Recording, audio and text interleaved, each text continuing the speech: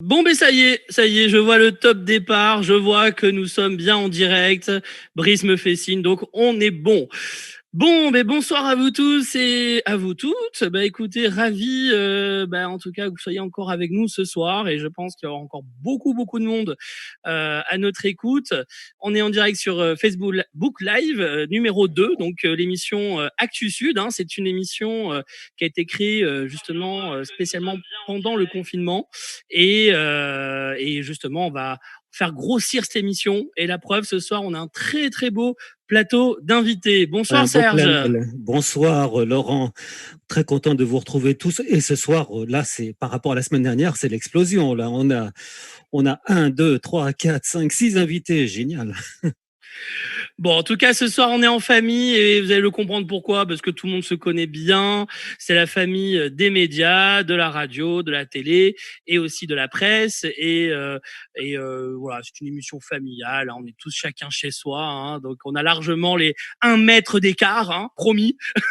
Ah, il y en a quand même qui sont dans le studio. Hein. J'en vois un qui est encore à la radio. On peut imaginer, si on peut dire, son studio. C'est le seul, là, d'après ce que je vois.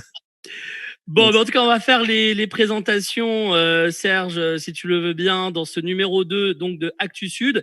Et puis, bien entendu, pour ceux qui découvrent cette nouvelle émission ce soir, c'est rediffusé, bien entendu, sur Radio Vallée le week-end à 10h et à 16h. Et apparemment, j'ai d'autres radios qui voudraient rediffuser aussi cette émission. C'est une Donc, bonne pourquoi idée. pas faire de la syndication de programmes avec grand plaisir. Hein.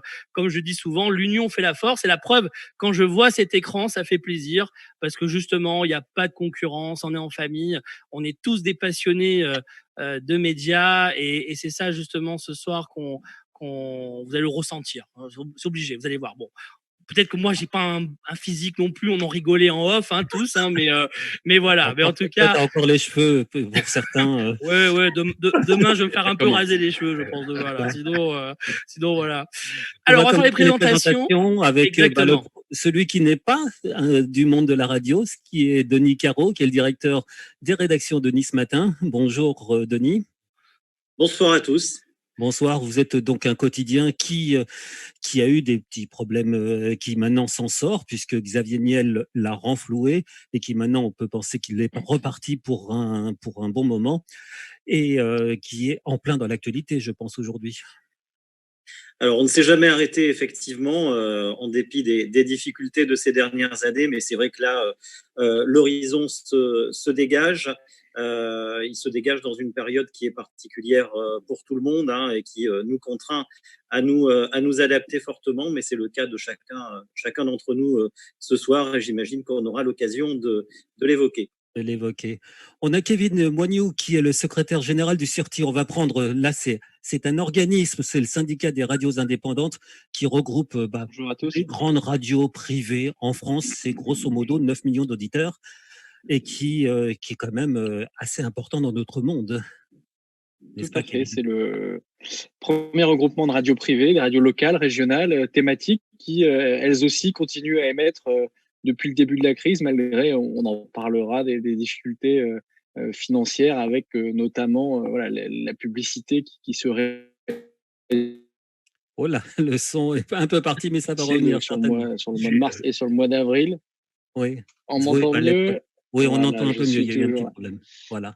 Thierry Debar, directeur de Radio Maritina, c'est à Martigues. Bonjour Thierry. Bonsoir à tous. Vous êtes du côté de l'étang de Berre. La politique, c'est toujours aller de l'avant, mais pas plus loin que la vue ne porte. C'est ce que disait William Churchill, c'est ce que vous avez mis sur votre Facebook. Oui, absolument. Et je partage ce point de vue. Alors, Maritima, c'est pas seulement une radio, rapidement, hein, c'est un groupe de médias qui comprend à la fois une télé, un site internet et effectivement une radio qui couvre aujourd'hui l'ensemble des Bouches-du-Rhône. Voilà qui est marié. Donc une marque globale avec une logique d'écosystème. On aura l'occasion dans l'émission. François Leval, président de Radio Côte-Varoise hier. Bonjour François. Bonsoir à tous. Donc vous étiez une radio temporaire et vous allez passer en radio 24/24 et tous les jours grâce au DAB très bientôt. Radio 24/24, on l'est déjà. Temporaire, on va continuer de l'être sur la FM, ce qui va nous permettre d'être une radio permanente, hein, comme on dit. Ça va être l'accès au DAB+. Radio Côte-Varoise a été autorisés donc à émettre d'ici la fin 2020, on l'espère si tout se passe bien, le 5 février dernier pour la zone Toulon locale. Je crois qu'avec En radio numérique terrestre, voilà, donc. on aura l'occasion de reparler du DAB+, je De pense. l'avantage de ce mode de diffusion. Ouais. Maxime Galis, directeur d'Imagine la radio dans les Hautes-Alpes. Hautes-Alpes, effectivement. Hautes-Alpes, pardon, oui, mauvaise liaison. C'est pas grave. Vous êtes passé Bonsoir par à tous. plein de radios et maintenant vous êtes à Imagine. Ça se passe, Tout à ça fait. va? Alors, je suis à l'initiative de cette radio, montée il y a 10 ans, puisque la radio fête son anniversaire cette année, en 2020, déjà 10 ans, et 5 fréquences dans les Hautes-Alpes, un territoire de montagne qui a la particularité aussi d'avoir des saisonnalités, même si on fonctionne à l'année, on a quand même des périodes hautes, on va dire, les 4-5 mois d'hiver et les 2 mois d'été. Voilà. Ça a dû être difficile d'ailleurs, la fermeture des stations de ski, Oui. là, plutôt. Oui, surtout que ça a été fait en moins de 48 heures. Donc, du coup, heureusement, on va dire, l'ensemble de la saison a été faite avec les vacances de Noël et les vacances de février. Mais c'est vrai qu'à la mi-mars, quand la décision a été d'arrêter tous les lieux qui n'étaient pas essentiels, voilà, donc il a fallu. Tombe pas, Sébastien, tombe pas. Tombe pas. C'est l'émotion. Il a fallu donc fermer les stations en moins de 48 heures. Et effectivement, pour nous qui sommes une radio d'information touristique, ça a été du jour au lendemain, plus d'agenda, plus d'annonceurs d'office du tourisme. Enfin voilà, ça a été un peu compliqué. Mais on va de l'avant et on pense déjà à l'été qui arrive. Et puis comme il faut bien baisser un peu la moyenne d'âge ici dans ce coin, qu'on n'est pas trop âgé, j'exagère un peu. Sébastien Serrano, journaliste et animateur que l'on peut voir sur la chaîne locale la Azur TV. Salut à tous. Ça va bien? Voilà, très bien. Et donc vous montrez votre tête à la télévision, c'est bien. Il paraît, oui, on ose. J'ose montrer ma tête. Ouais. En ce moment, un petit peu moins parce qu'on s'est adapté, on y reviendra, mais c'est vrai que voilà, on essaie d'assurer le service minimum. En tout cas, merci beaucoup à tous pour commencer cette émission, d'être parmi nous. En tout cas, vous avez tous accepté avec grand plaisir et ça fait plaisir. Donc déjà, vraiment un grand merci. Alors, bien entendu, le sujet de ce soir, et chacun à son tour. C'est les vacances, donner, les départs aux vacances, les embouteillages, c'est ça? Oui, t'as raison. Non, justement, le sujet de ce soir, et chacun va pouvoir donner son témoignage. Alors, on va parler un petit peu déjà de la partie éditoriale. Est-ce que chacun de vous peut s'exprimer, justement nous dire, est-ce que vous avez changé votre grille d'antenne par rapport à ce confinement, et bien Ou entendu le journal papier ou la télévision aussi. Exactement, oui, en tous les médias. C'est pour ça que c'est très intéressant d'avoir justement la presse, la télé et la radio pour savoir justement un petit peu qu'est-ce qui s'est passé chez vous dans vos antennes ou sur le papier voilà, pendant cette période de confinement. Parce que justement, tout le monde parle de confinement, mais on peut le dire, hein, les médias ont continué à travailler, hein, ils sont encore là aujourd'hui. Je crois qu'on peut dire qu'ils travaillent même plus que d'habitude. Hein. Je crois qu'on Oui. peut dire qu'on travaille, on additionne, on travaille de la maison, mais c'est un travail de fou. Exactement. Et puis, bien entendu, après, on laissera la parole aussi à Kevin, parce que le CIRTI, le syndicat, soutient les radios, justement les radios privées. Et justement, on peut le dire, hein, tous les jours, on reçoit des emails, Kevin. Hein, je tenais à te féliciter, vraiment. Hein, et je peux te dire que, sans langue de bois, 90% des emails qui sont envoyés sont très utiles. Je les regarde avec beaucoup d'attention. Il faut qu'on s'améliore encore un petit peu alors pour atteindre les 100%. Justement, quel est le sujet de vos mails? Qu'est-ce que vous apportez aux radios, Kevin? On apporte aux radios le travail qui est le travail de notre syndicat, c'est-à-dire un accompagnement juridique. On a un accompagnement sur le social, sur le droit de la communication. On est énormément sollicité, notamment sur le social. On a une personne qui s'occupe de ça à temps plein au sein du CIRTI depuis 1 an et demi maintenant. Et donc, elle est énormément sollicitée parce que, bien évidemment, nos adhérents sont confrontés au chômage partiel, à des dispositifs d'aide qui se mettent en place, à des questions nombreuses qui viennent de leurs salariés qui sont confrontés à ces situations délicates chaque jour. Donc, on les accompagne pour pouvoir continuer les émissions, continuer à faire le travail d'information parce que c'est des radios qui sont très sollicitées pour continuer à informer, qui ont souvent des liens avec les préfectures, avec les villes, pour faire ce travail-là au quotidien.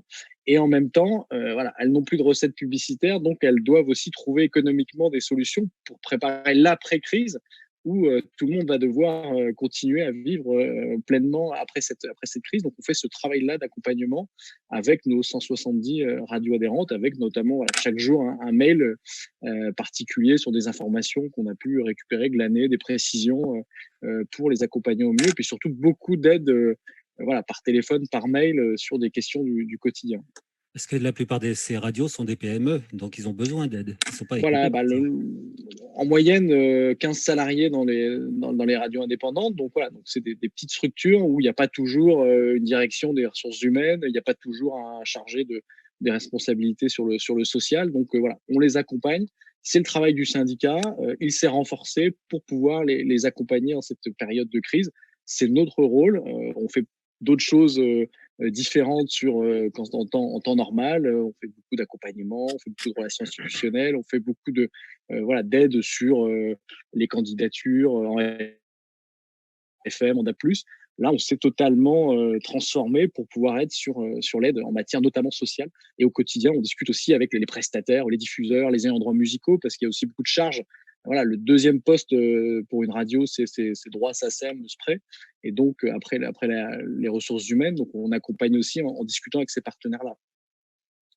Messieurs des radios, qu'est-ce que vous en pensez? Quelles sont vos difficultés actuelles, justement? Je vais peut-être intervenir.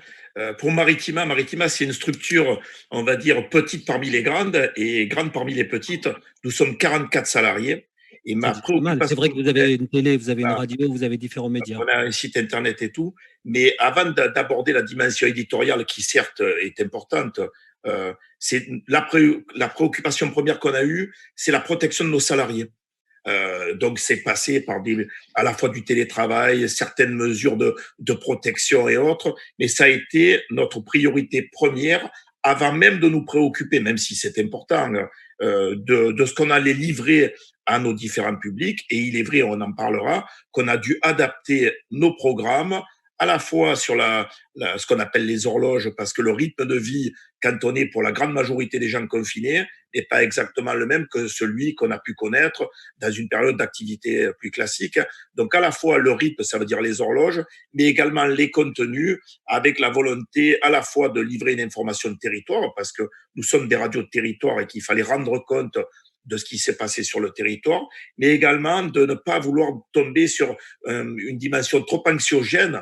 Vous le voyez, on tourne en boucle avec les chaînes info et autres. Donc, on essaie de trouver un équilibre qui n'est pas toujours facile à trouver, avec une libre antenne qu'on ouvre, nous, sur le 9h-13h, où on essaie de distiller un peu de bonne humeur malgré tout, pour éviter de tomber dans ce travers qui nous guette, d'une dimension trop anxiogène. Et les gens en libre antenne ne sont pas trop moroses? Non, alors je dirais qu'ils sont à l'image de ce que l'animateur est capable de tirer d'eux. Et quand je dis ça, je le dis parce qu'on a des animateurs qui sont à la fois briefés et qui font preuve d'un vrai talent et qui sont sur une crête entre. Tout ce qu'on dit est assez inédit, c'est tragique, c'est sérieux, mais c'est pas la peine d'en rajouter. Donc, ils naviguent sur cette crête de prise au sérieux du témoignage livré et cette touche d'humour qui fait que on arrive à livrer à nos publics autre chose, je dirais, que quelque chose de trop sérieux qui plomberait une ambiance déjà assez lourde, quoi. Voilà en quelques mots comment on a essayé de s'adapter sur nos antennes. François Leval, vous êtes dans une radio qui est proche de la Méditerranée. Les problématiques sont pareilles? Les problématiques sont pareilles, oui, pour l'auditeur en fait. Pour nous aussi au niveau des bénévoles, puisque nous on n'a aucun salarié, on n'a que des bénévoles qui sont tous confinés à la maison, ils font du télétravail. Mon animateur du 17-19 intervient chez lui. Enfin voilà, là tout a été mis en place. Je vais à la radio une fois par semaine avec dérogation. Enfin voilà. Après, nous, radio associative, on n'a pas le même impact financier que les radios privées. Je pense à Maxime notamment, et puis à Thierry, puis aux autres aussi en règle générale. Nous, on n'a pas cet impact financier par rapport à tout ce qui est. Est-ce que vous avez un fonds de soutien de l'État qui vous permet de tenir? Le fonds de soutien pour les radios temporaires, on n'y pense même pas. Ça n'existe pas. Les radios temporaires n'y ont pas droit. Donc, on n'a que les subventions des institutions du coin, la métropole, le conseil départemental, plus la région, hélas.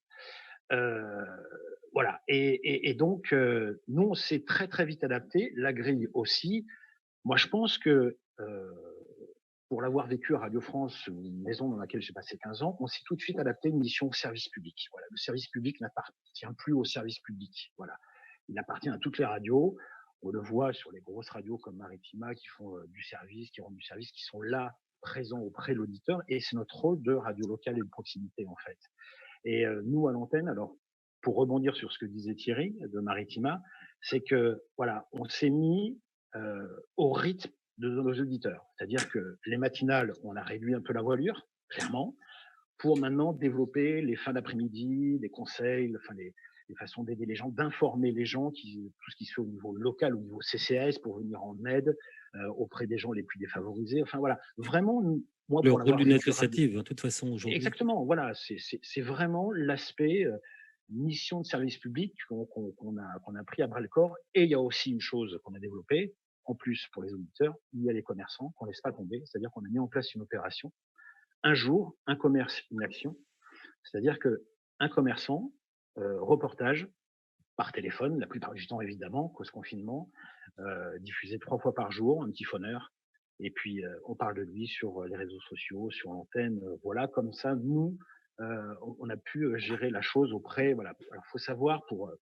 voilà, ceux qui ne connaissent C'est pas vrai que Radio la La Parole, crise a c'est permis de vraiment mettre en valeur les producteurs locaux et les commerçants locaux. c'est ça, oui, je pense que c'est le rôle d'une radio locale, et puis voilà, c'est un média important, on le voit toujours en temps de crise, hein, la radio. L'histoire nous l'a démontré au fil des fins, c'est antique tout ça, la radio. Hein, Ouais. Serge, c'est pas avant D'ailleurs, que oui, le tout à contraire. fait. D'ailleurs, j'y pensais à l'instant comme ça. On a vu la reine d'Angleterre hier et elle rappelait son discours à la radio dans les années 40. Bien sûr. C'est pas un hasard qu'elle a rappelé Et cette la période. radio, moi j'aime à le dire que c'est le média du média, quoi, parce qu'on est là, voilà, on a mis très très peu de temps, toute radio confondue. Moi, c'est ce que j'ai pu voir à droite à gauche. La réactivité a été fabuleuse, quoi. Instantanée. Ouais. Pareil, Maxime. Alors, nous, de notre côté, un peu comme François ou comme Thierry, mais pas la même échelle forcément, nous, on est une radio associative, une radio A. Par contre, on ne lésine pas sur les 20% de publicité privée auxquelles on a droit, et on optimise beaucoup les messages d'intérêt collectif, les MIC-MIJ. Et nos principaux clients sont les offices de tourisme. Alors du coup, forcément, tout s'est arrêté du jour au lendemain, il y avait encore un mois de saison à faire, puisque la plupart des stations fermaient pour la mi-avril, donc il y avait encore le printemps du ski. Donc tout s'est arrêté. Les campagnes publicitaires que nous avons, le peu que nous avons, parce qu'on n'a que 2 minutes par heure, se sont carrément vidées en l'espace d'un week-end. Et après, la grille, effectivement, on l'a adaptée en fonction. Alors moi, je ne sais pas comment voient mes confrères radio, mais je pense que l'audience radio se fait essentiellement le matin, et que l'après-midi peut-être un peu moins, le soir moins, parce que peut-être qu'en confinement, les gens vont plus aller sur la télévision l'après-midi. En tout cas, nous, la radio fonctionne, mais on a vraiment optimisé le 7h midi. C'est-à-dire que sur le 7h, 10h, on garde la matinale telle qu'elle est, joviale, enfin animée, puis avec beaucoup de sourires. Et ensuite, à partir de 10h, par contre, on a fait quelque chose qu'on ne faisait pas avant. On a fait une émission dans laquelle on a parlé de plein de choses, tous les services qui ont été apportés, notamment, je parle ici au niveau local par la CCI pour les entreprises, les UPE, enfin l'UPE, toutes ces choses-là, et puis aussi les initiatives, parce que cette crise révèle aussi une certaine chose, c'est la générosité qui peut exister, qui s'est mise en place. Je pense que c'est pareil chez vous aussi. Il y a beaucoup de mouvements citoyens, de mouvements de générosité qui ont émergé sur les réseaux sociaux, tout ça, et nous, on en fait le relais sur l'antenne. Voilà. Donc, c'est vrai que notre grille s'est adaptée, et effectivement, malgré les ressources, entre guillemets, même si on n'en dépend pas totalement, malgré le moins de ressources publicitaires, on a plus de travail sur l'antenne, effectivement. Vous avez senti ça aussi, Thierry et François, au niveau de l'évolution de l'audience, le matin, le midi, le soir, je suppose par la réaction des auditeurs? Alors, Thierry ?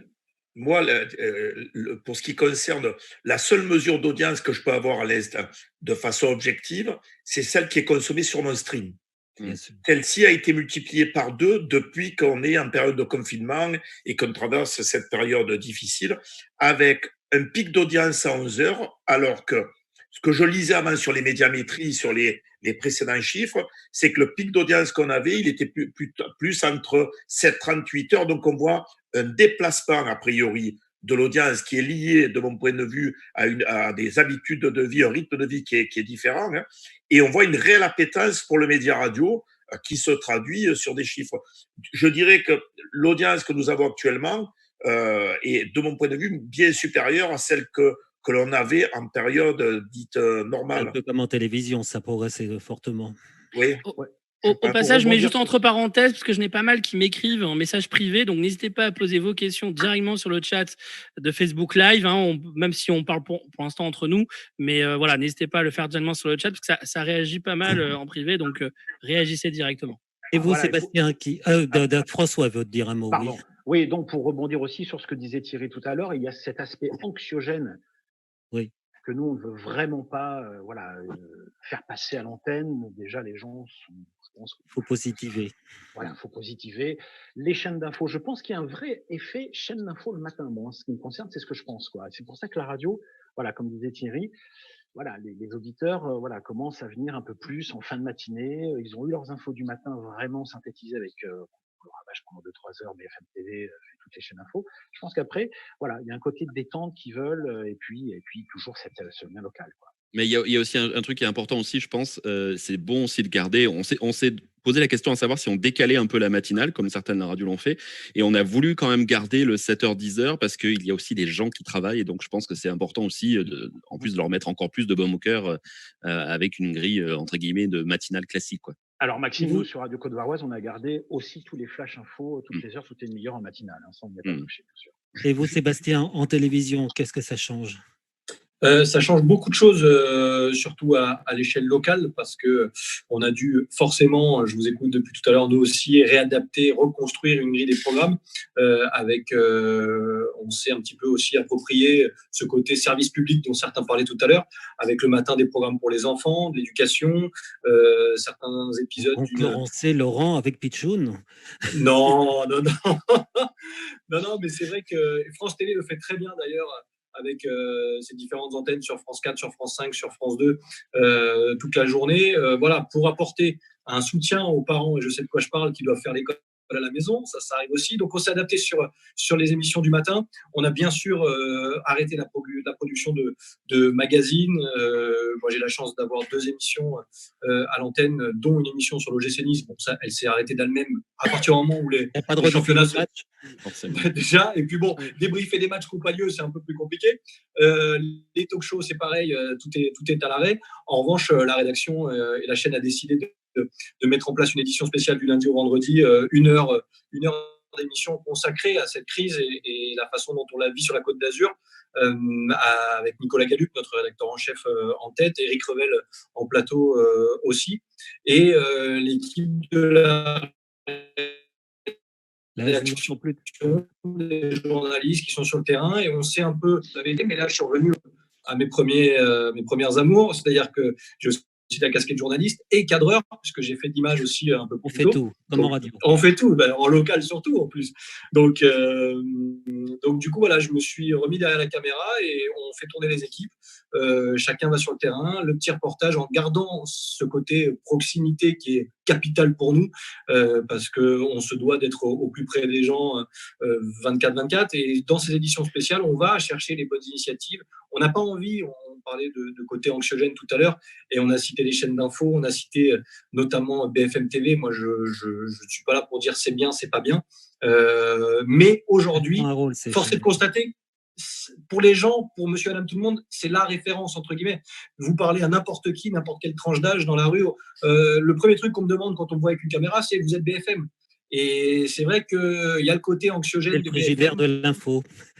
Ouais, non, mais c'est pas évident. Après, ce qu'ils font, c'est pas facile non plus, mais ça donne des situations où on peut être confronté. J'étais pas plus tard que vendredi dernier devant l'EHPAD de Mougins, où il y a eu une hécatombe. Voilà, cet EHPAD qui a fait l'actualité tristement partout en France, et on s'apprêtait à faire un duplex, et une personne qui travaillait pour les pompes funèbres en relation avec l'EHPAD est sortie en me disant « ouais, c'est encore BFM ». Non, c'est pas BFM, on est une chaîne locale. Ouais, mais vous êtes là pour filmer nos morts. Enfin, il y a quand même forcément beaucoup d'inquiétude, de crainte et de méfiance de la part des gens, parce qu'aujourd'hui, c'est la situation qui veut ça. Donc, on a discuté 5 minutes. Je lui ai fait comprendre aussi qu'on était là toute l'année, qu'on était une chaîne locale, qu'on n'était pas là. Pour informer Voilà. les gens. Enfin, les gens sont à fleur de peau. On le voit d'ailleurs sur les réseaux sociaux. Les choses qui traînent. Voilà. J'ai l'impression, moi, j'avais l'impression d'être un peu au lendemain des attentats, un peu dans le même esprit. C'est-à-dire, il y a beaucoup de choses qui passent, une ambiance un peu bizarre, parce que forcément, quand l'homme a peur, il a beaucoup moins de réflexion, entre guillemets. Il a son instinct animal qui ressort, on va dire. Et c'est vrai que tout le monde est un peu à fleur de peau. Nous aussi, sur l'antenne, on essaie vraiment de faire les choses de manière positive. Voilà, on répète surtout souvent qu'il y aura un après-crise et qu'il faut surtout penser à l'après-crise. Voilà. C'est le plus important qu'on dit. Ouais. Denis Caro, vous êtes directeur des rédactions de Nice Matin. Vous travaillez, vous, pour les chaînes d'infos? Parce que je sais que certains quotidiens régionaux travaillent pour TF1 ou BFM. Oui, absolument. On a une filiale qui assure la correspondance de TF1 et de LCI et qui est très sollicitée en ce moment. Il y a un sujet qui vient de faire l'ouverture du 20h de TF1 sur Christian Estrosi qui annonce que les masques vont être obligatoires à Nice. Donc, on est aussi dans ce traitement-là. Mais vous avez le problème, vous, donc, pour Nice Matin. Les gens vont peut-être moins chez les marchands de journaux, peut-être une forte augmentation de la lecture numérique? Alors, effectivement, il y a une augmentation de la lecture numérique et une augmentation des abonnements numériques, ce qui est plutôt une bonne nouvelle pour nous. Au mois de mars, on a battu notre record absolu d'audience sur nos sites, puisqu'on a fait plus de 30 millions de visites sur le seul mois de mars. Mais on observe aussi, et c'est assez étonnant, un retour au lien avec le journal papier, même si un certain nombre de diffuseurs ont fermé. Il y a 10 à 15% des diffuseurs de presse qui ont fermé. Beaucoup d'abonnés qui sont livrés directement. Je ne sais pas si vous passez par la poste d'ailleurs. On a nos abonnés qui sont toujours livrés par les porteurs de presse qui sont sur le terrain chaque matin et qui livrent le journal partout. Et on assiste, et c'est assez surprenant, à une augmentation des abonnements spontanés. Et on voit que les gens vont acheter le journal et ont besoin de ce lien qu'ils avaient tendance à oublier un petit peu, mais ils ont besoin de l'information de proximité, celle que toutes les radios délivrent et qu'on délivre dans Nice Matin. Et ils ont besoin aussi d'informations pratiques et d'informations utiles. Et un seul exemple, on publie depuis le début la fameuse attestation à remplir, l'attestation de déplacement, et on l'a publiée en dernière page du journal, et beaucoup de gens nous le demandent et nous remercient pour ça. Finalement, les vieux médias sont très présents dans cette crise. Ça prouve la place des vieux médias. Serge. Pardon ? Peut-être parce que rassurant, parce que vieux, vieux. Sérieux. Non, quand je dis les vieux médias, les médias, même il y a des pure players aussi qui font bien leur travail. Il faut reconnaître qu'il y a des très bons sites internet aussi. Rassurant, et la presse radio, la presse papier, voilà, ce sont des fondamentaux. Ce sont des vieux médias. Et je voudrais en toucher deux mots. Je profite que Denis Caro est là ce soir. On en parlait un petit peu en off, mais en tout cas, je trouve que Nice Matin a encore une meilleure image pendant cette période de confinement, parce que moi, je le vois, et je ne sais pas si vous l'avez vu de votre côté, mais en tout cas, beaucoup de gens sont contents, vraiment, de Nice Matin, parce que voilà, on voit que les infos sont là. C'est vrai que la partie numérique, je vous le dis franchement, vous êtes super actifs. Moi, je vous trouve vraiment actif depuis, disons les choses, sans langue de bois, surtout depuis un an facilement, vous êtes hyper actif, quoi. Moi, je trouve. Donc, le fait d'avoir été repris, d'avoir un avenir, ça redonne du punch, peut-être. Oui, mais au-delà de ça, c'est vrai qu'il y a des périodes, et celle qu'on vit est très, très révélatrice, où tout le monde, on a une rédaction très soudée, très mobilisée. C'est le cas dans chaque période de crise. Ça l'a été au moment de l'attentat du 14 juillet 2016 à Nice, où toute la rédaction s'est soudée pendant des jours entiers, jour et nuit. Et là, c'est un petit peu ce qui arrive. Vous parliez d'Internet. On est en live complet sur la crise du coronavirus de 6h du matin à minuit tous les jours. Et bien entendu, on relaie de l'info nationale et internationale, mais ce qui intéresse les gens, c'est les conséquences près de chez eux, c'est les actions de solidarité et c'est toute l'information de proximité. François Leval, donc Radio Côte-Varoise, vous voulez rajouter quelque chose ? Oui, et puis il y a aussi un rempart que voilà, nous démontre chaque jour Var Matin, le groupe Nice Matin, c'est les fake news, quoi. Dans Var Matin, Nice Matin, il n'y a pas de fake news. Donc, on va chercher l'info, la vraie info, là où elle est. Il y a aussi la recherche de ces fake news pour les démonter, peut-être. Bien sûr, et c'est un travail qu'on fait de plus en plus, à la fois sur le site, dans le journal, on le fait aussi sur notre plateforme Kids Matin pour les enfants, parce que c'est une éducation à faire très tôt. Et quand on explique les médias, aux enfants, apprendre à rechercher voilà, l'information. comment aller chercher une information, comment la vérifier, je pense que c'est un vrai travail de pédagogie utile et durable. Mais c'est vrai que j'ai l'impression, quand je regarde les commentaires sur Facebook, alors évidemment, il y a toujours les anti-BFM, il y a toujours les il y a toujours des gens, mais je vois pas beaucoup de critiques quand même trop. Alors c'est vrai qu'il y en a qui disent qu'on n'est pas assez méchant avec le gouvernement ou certaines décisions, mais les critiques sont quand même bonnes, on voit par rapport aux médias. Qu'est-ce que vous en pensez, messieurs? C'est pas tous les jours le cas, hein, parce que c'est vrai que le reste du temps, les journalistes sont souvent pointés du doigt. On parlait des chaînes d'infos, bien sûr, mais c'est assez facile de tomber sur les journalistes en temps normal. Alors, est-ce que, à l'image de ce sentiment solidaire, on est tous à 20h aux fenêtres en train d'applaudir le personnel soignant, est-ce que dans toute cette situation-là, finalement, on se dit pas, tiens, ben, peut-être que eux sont sur le terrain, eux aussi prennent des risques, alors moindres, hein, par rapport au personnel hospitalier dont je parlais à l'instant, mais voilà, on croise du monde sur le terrain, on va tenter de faire des interviews, on essaie d'être au plus proche de l'actualité, et peut-être qu'il y a une petite prise de conscience de se dire, bon, bah, ils sont là aussi pour nous donner des infos, et là, je pense pas qu'il soit question de régler ses comptes avec la politique. Je pense qu'il sera largement temps de le faire plus tard, une fois la crise passée. Ouais. Mais je pense que c'est pas le moment. Là, les gens sont plus sur l'information. Ils ont besoin d'être rassurés, je pense. Et je pense que oui, les règlements de compte, malheureusement ou heureusement, arriveront un peu plus tard. Heureusement, pas tout de suite, on va dire. Heureusement, pas tout de suite, ça c'est sûr. Ouais. Kevin, vous vouliez rajouter quelque chose, je crois, peut-être, non? J'ai mal interprété un signe. François, Thierry, Maxime, qu'est-ce que vous en pensez, vous, par rapport à ces relations par rapport aux journalistes? Je dirais que souvent, les médias locaux, on a une relation avec la population qui est plutôt bonne, contrairement à ce que les médias nationaux peuvent vivre. Je pense qu'il y a eu à la fois… voilà, ils nous connaissent, on connaît le territoire. L'affect, ouais. On parle exactement le même langage qu'eux, donc ça crée du lien, et encore plus dans des moments de tension et de difficulté. Donc, on n'a pas ce type d'hostilité que la population peut avoir à l'égard de médias nationaux et autres. Hein.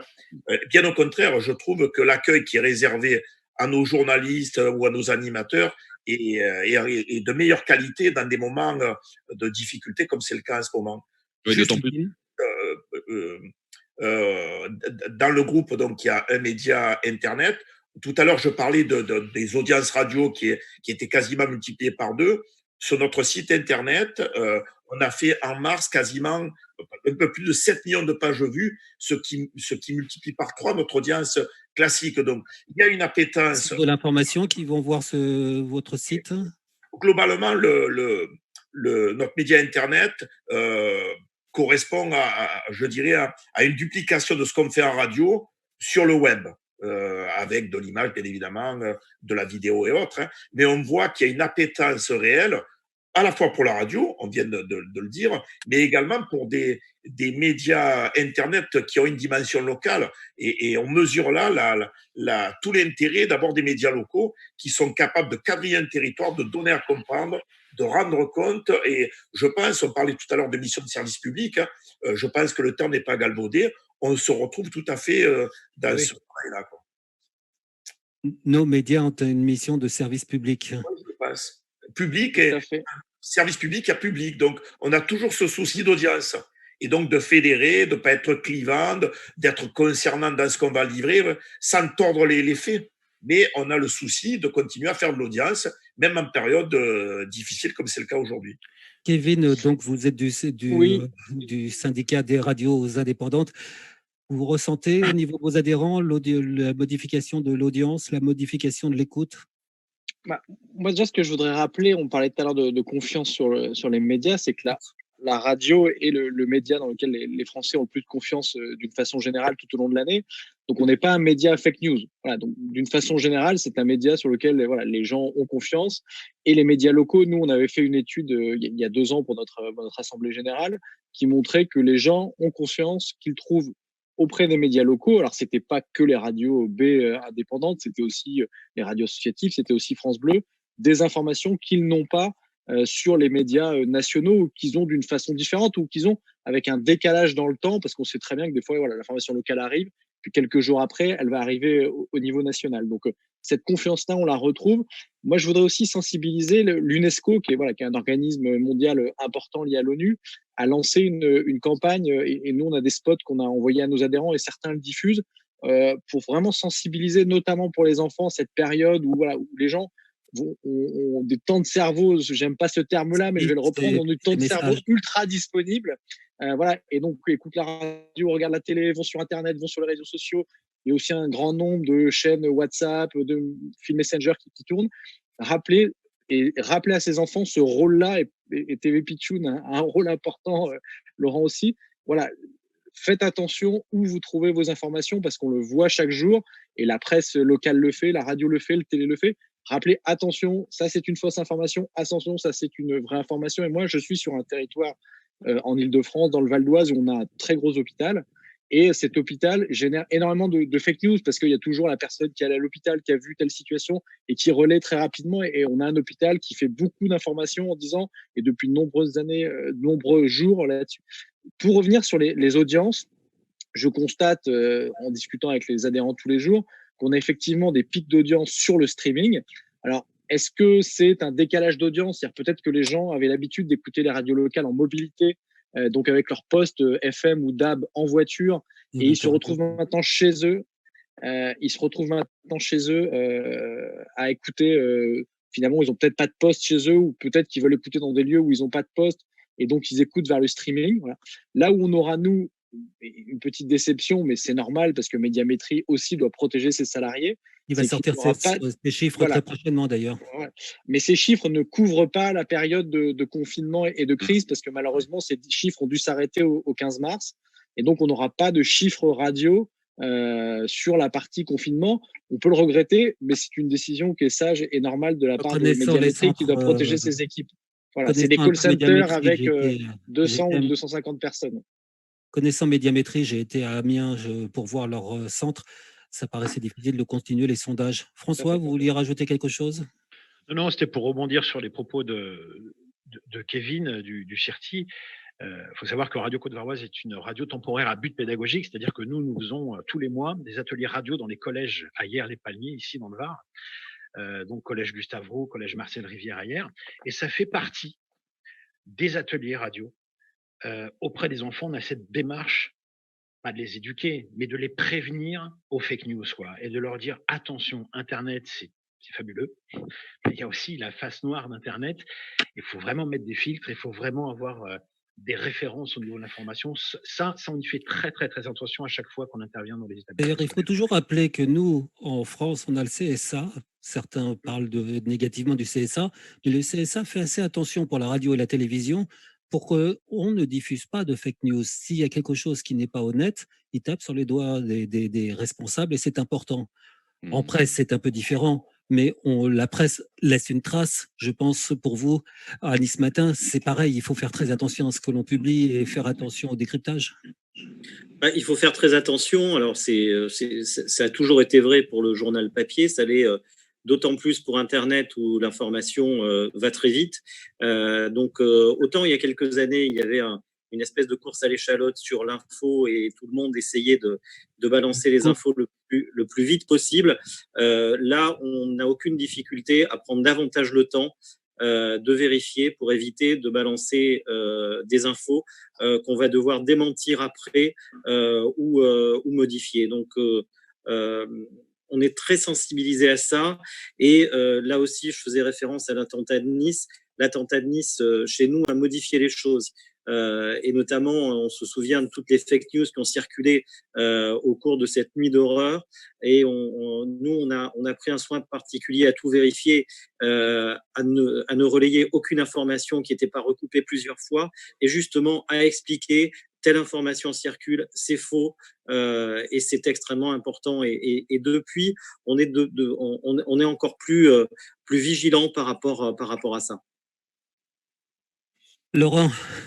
Je voudrais juste mettre une parenthèse qu'on parlait des enfants tout à l'heure. Alors, en ayant une double casquette avec Pitchoun, ce qui est très important, c'est qu'on est déjà derrière, on est responsable de tout ce qui est média pour les enfants et la famille.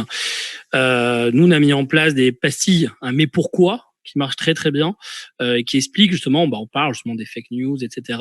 Et je pense que c'est très important. Alors, en plus, avec bien sûr, je prêche un peu pour ma paroisse, mais Radio Pitchoun, Télé Pitchoun, c'est aussi à but éducatif, comme c'est une chaîne de télé nationale et une radio qui va devenir aussi nationale.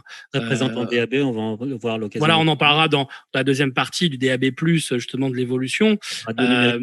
Voilà, mais surtout, voilà, on a un vrai rôle, donc il faut faire très attention. Et surtout, nous, ce qui nous touche beaucoup, surtout chez Télé Pitchoun, plus que Radio Pitchoun, c'est qu'on a beaucoup d'enfants qui nous contactent, qui nous appellent.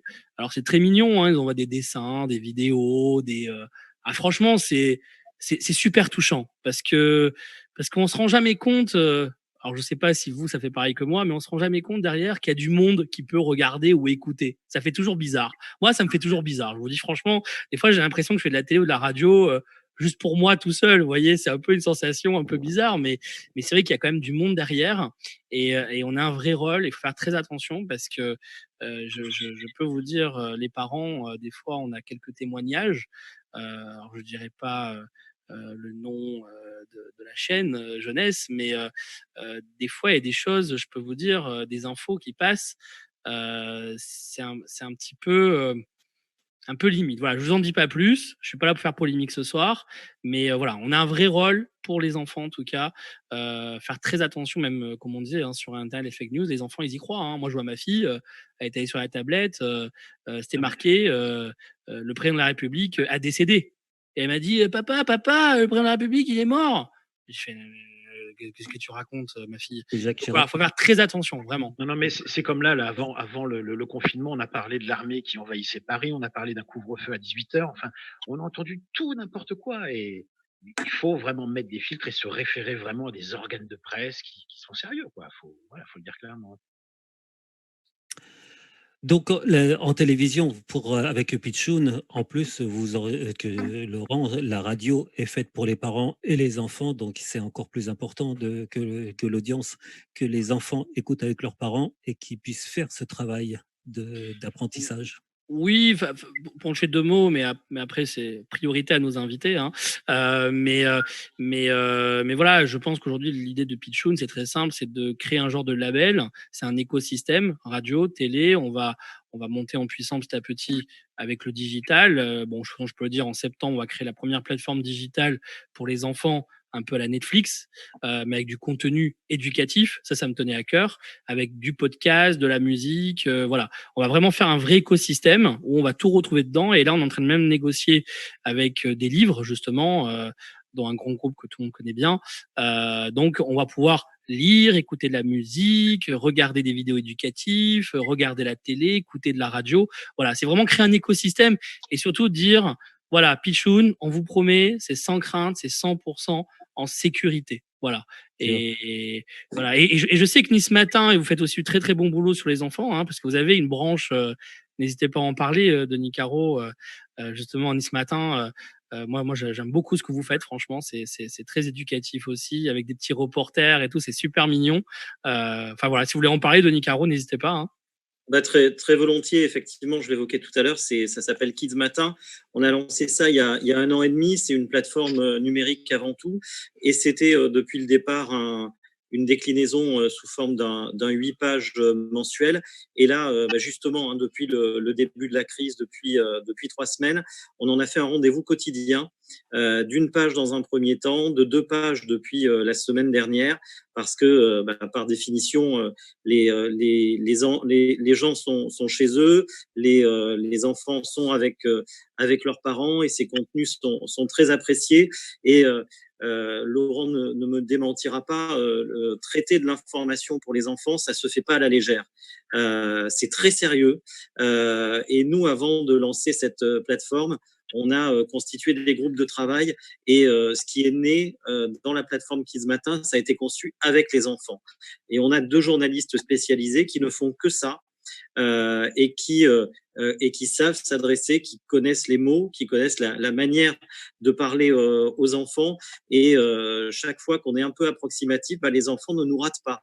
Et ils ont raison. Il faut prendre un soin encore plus particulier quand on s'adresse aux enfants que quand on s'adresse aux adultes. C'est une bonne manière de finalement apprendre le papier, le journal papier aux enfants.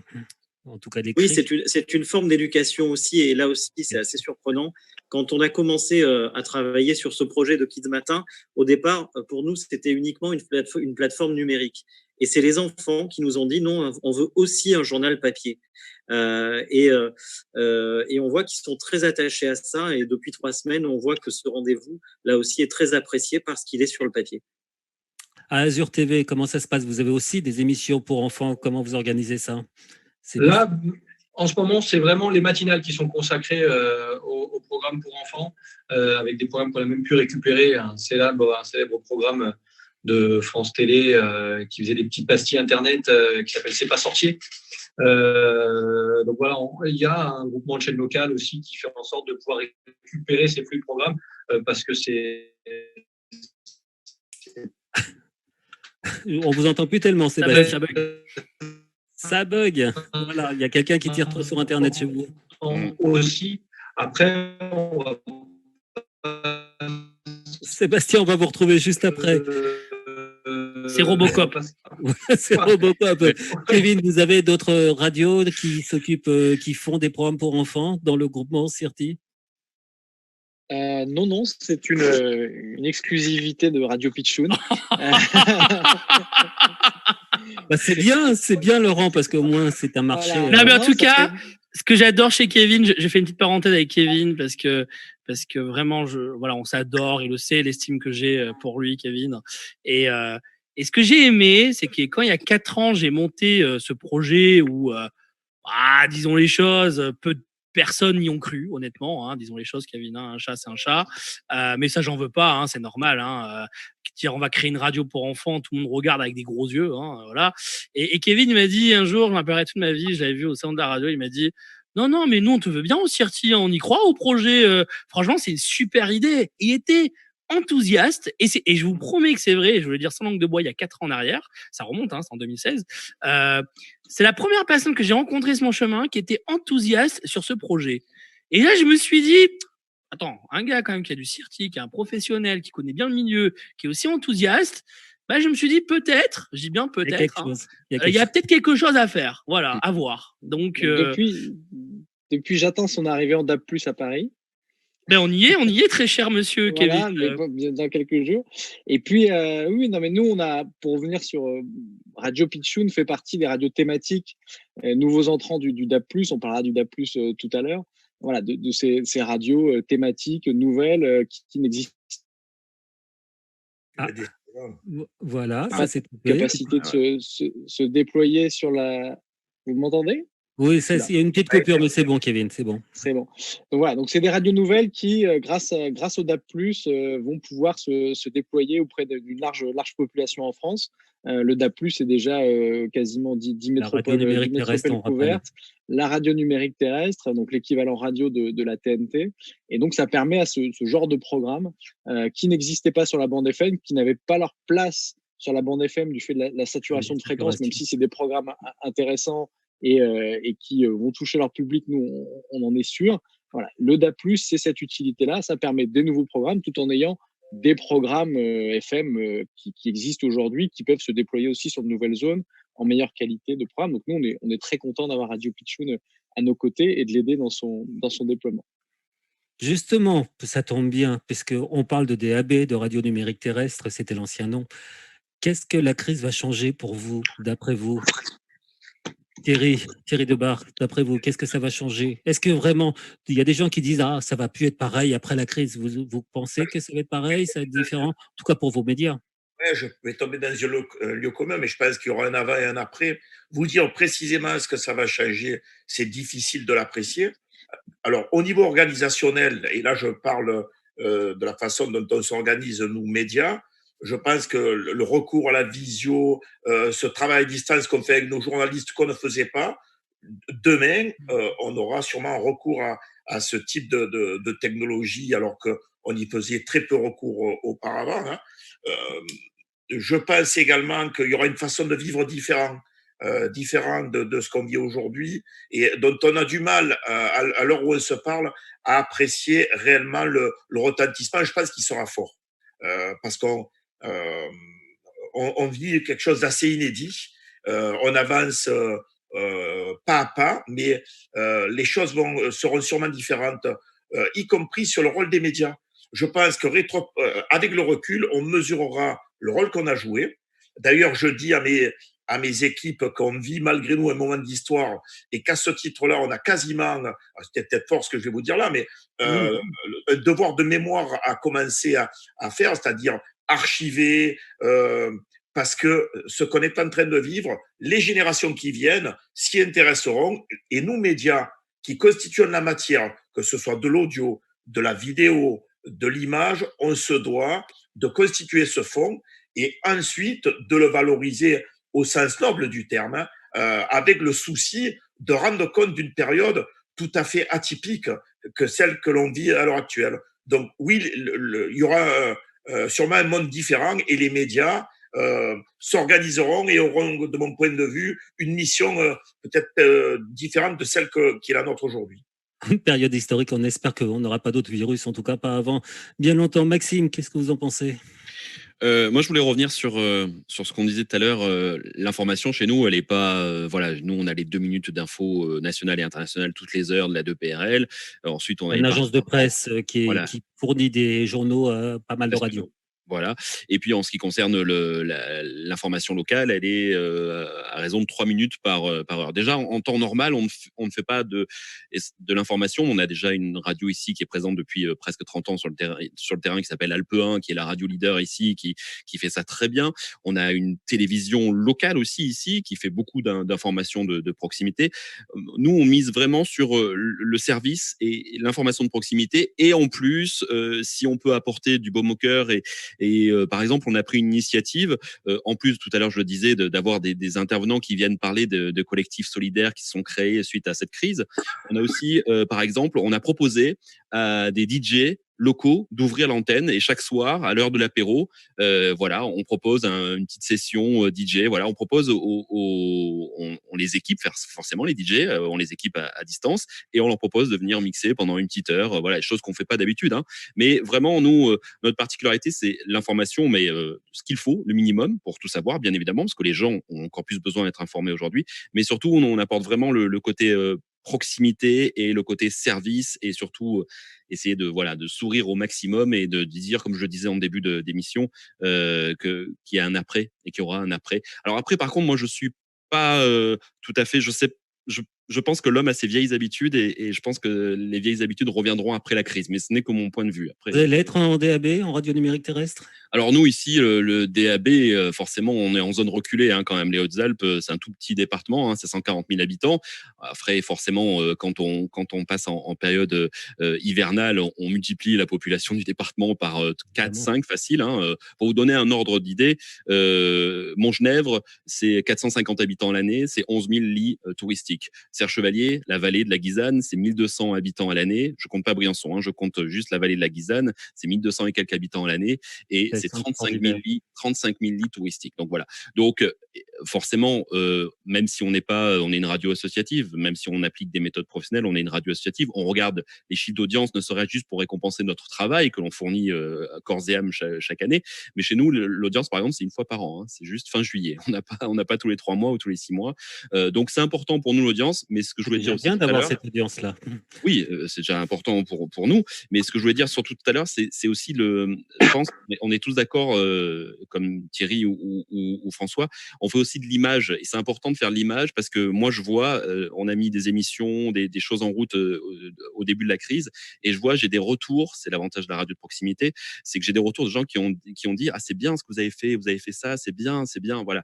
Et ça, c'est important d'avoir une bonne image et encore une meilleure image dans ces temps un petit peu bizarres. Voilà. C'est agréable quand on travaille en radio ou en télévision d'avoir les auditeurs ou les téléspectateurs qui amènent un retour. On a l'impression de faire un travail intéressant. Oui, François. Serge, pour rebondir sur ce que disait Thierry et puis Maxime aussi par rapport à la vidéo, c'est que, bon, le jardin, par exemple, évidemment, notre jardinier est confiné chez lui. Voilà, on s'est mis à la vidéo, mais sans se poser de questions. Ça a été le palliatif, entre guillemets, à sa présence à la radio, quoi. Voilà. Et nous aussi, comme Thierry le disait aussi, c'est que voilà, on va aller vers un média. Donc, je pense que les liens de proximité vont se renforcer. Ça, c'est incontournable, je le pense. Et une nouvelle offre, de nouvelles façons de consommer la radio, vont s'imposer à nous. Moi, je le pense sincèrement. Justement, vous allez avoir une nouvelle zone de diffusion avec le DAB+. Oui, alors actuellement, donc Radio Côte-Varoise émet sur le bassin yarrois, sur Carqueiranne, Hyères-les-Palmiers, la Londe, le Lavandou, une partie de l'Est toulonnais, la Garde et la Valette. Elle émet de quelle période à quelle période? Alors, nous, on émet de façon temporaire. On émet de septembre à juin, en fait. Voilà, on se calque sur l'année scolaire. Hors saison, finalement. Hors saison touristique. Hors saison. Mais bon, c'est comme ça. Et donc, voilà, l'avènement du DAB+, pour nous, mais c'est quelque chose de fabuleux, parce qu'on va passer donc d'une zone de 65 000 habitants, alors je dis pas auditeurs, hein, 65 000 habitants, à une zone qui va aller en gros, La Ciotat au Lavandou, qui va multiplier par 10 le bassin de population. Et pour nous, on a vraiment une carte à jouer au niveau de la proximité là. Et on sait faire, on le démontre en ce moment sur Radio Côte-Varoise, et puis on entend amplifier ce mouvement sur toute l'aire toulonnaise, en fait. Justement, Laurent, je pense que la radio Valais Côte d'Azur va passer en DAB. La zone de diffusion va être beaucoup plus large. Oui, ça va changer la manière de travailler. En tout cas, je pense qu'il y a des personnes du CSA qui nous regardent ce soir, et je voudrais aussi les remercier, parce que c'est vrai que Radio Valais, qui a 3 fréquences FM, qui est un projet entre mer et montagne, et c'est vrai que ça faisait depuis quelques années, je voulais que ça soit le premier pont, on peut le dire, cette radio locale associative qui a 12 ans d'existence, où on puisse rejoindre l'arrière-pays jusqu'au littoral. Et je voulais que sur le littoral, les gens aient des infos de tout ce qui se passe dans les montagnes. Voilà. Moi, c'est pour ça qu'on dit toujours Radio Valais entre mer et montagne, le slogan. Et bien entendu, par le manque de fréquences très compliqué en FM sur le littoral, et le CSA nous a franchement bien gâtés, parce que on va couvrir de Menton jusqu'à Cannes. Donc plus d'1 million d'habitants. Donc c'est vrai que pour Radio Valais, c'est une très très belle diffusion qui va s'opérer et qui va se mettre en marche avant la fin de l'année. Et donc on va être le premier réseau régional entre mer et montagne, en tout cas. Et je suis vraiment ravi qu'avec Radio Valais, parce que c'est un projet de cœur, comme vous pouvez le savoir, une radio associative. On est tous des bénévoles, donc on le fait pas pour gagner notre vie, on le fait pour rendre un service. Moi, je viens d'un petit village qui s'appelle Breil-sur-Roya, 2000 habitants. Je suis quasiment né là-bas, j'aime les gens là-bas, ils sont adorables. Comme on peut partir d'un petit village, créer une radio, créer une télévision nationale, une radio nationale. Oui. De toute façon, moi je pense que dans ce métier-là, et vous me dites les copains si je me dis une bêtise, mais je pense que métier radio, métier télé ou même la presse, il faut aimer les gens, il n'y a pas de secret. Il faut aimer les gens, il faut aimer la vie. Je pense qu'on est surtout des passionnés. Voilà, on est des passionnés avant tout. Alors après, bien sûr, Radio Valais est une radio associative. Bien sûr, Pitchoun est un plus grand paquebot. C'est plus la même chose, j'en suis conscient. Les soucis sont plus les mêmes. Il y a beaucoup de stress avec Pitchoun, parce que Pitchoun monte en puissance. Voilà. Et donc, mais je suis content d'avoir un pied dans le milieu associatif parce que je veux vraiment pas m'enlever de ce côté associatif parce que voilà, on peut faire des choses, on peut faire plein de choses, on a plus de liberté peut-être. Alors en milieu commercial, on a un petit peu moins de liberté, mais on a encore de la liberté, parce que voilà, je veux dire, 20% de publicité possible quand même. mais c'est sûr que quand on est en mode privé, on est des chefs d'entreprise. Tu m'arrêtes, Thierry, si je dis une bêtise. Je te regarde avec des grands yeux. C'est à un moment donné, le modèle économique, c'est la pub, c'est la rentabilité. Oui, Kevin. Kevin. Est-ce que oui, j'en profite pour rebondir sur cet aspect publicitaire et les modèles économiques, parce qu'effectivement, les radios pour qui je travaille quotidiennement vivent à 100% de la publicité. Je parlais tout à l'heure des baisses de recettes publicitaires, voilà, qui vont, on est à 55-60% de baisse sur le mois de mars, on est à 85-90% sur le mois d'avril, que ce soit en pub locale ou en pub nationale. Donc voilà, on va être sur. Il y a un paradoxe en fait dans cette crise, c'est que l'audience est beaucoup plus élevée et de l'autre côté, les recettes pub vont être plus faibles. Donc c'est de l'audience qu'on ne monétisera pas, pour employer un terme. Une forme de capitalisation sur l'audience future, voilà. On va espérer. Peut-être, voilà, on verra comment. C'est une fidélité, c'est une accroche. Voilà, je pense qu'il y a beaucoup de nos adhérents aussi qui font ce travail-là, comme Thierry, de développer des nouveaux programmes, d'être présents, de maintenir les programmes pour pouvoir aussi préparer l'après-crise. Et ça fait partie des sujets avec lesquels le CIRTI travaille, notamment avec nos autres partenaires des radios privées, voilà, les groupes nationaux, parce que nous préparons voilà, dès à présent l'après-crise. Parce qu'après la crise, il y aura la nécessité de pouvoir réinjecter voilà, de l'argent dans cette économie qui vide la publicité.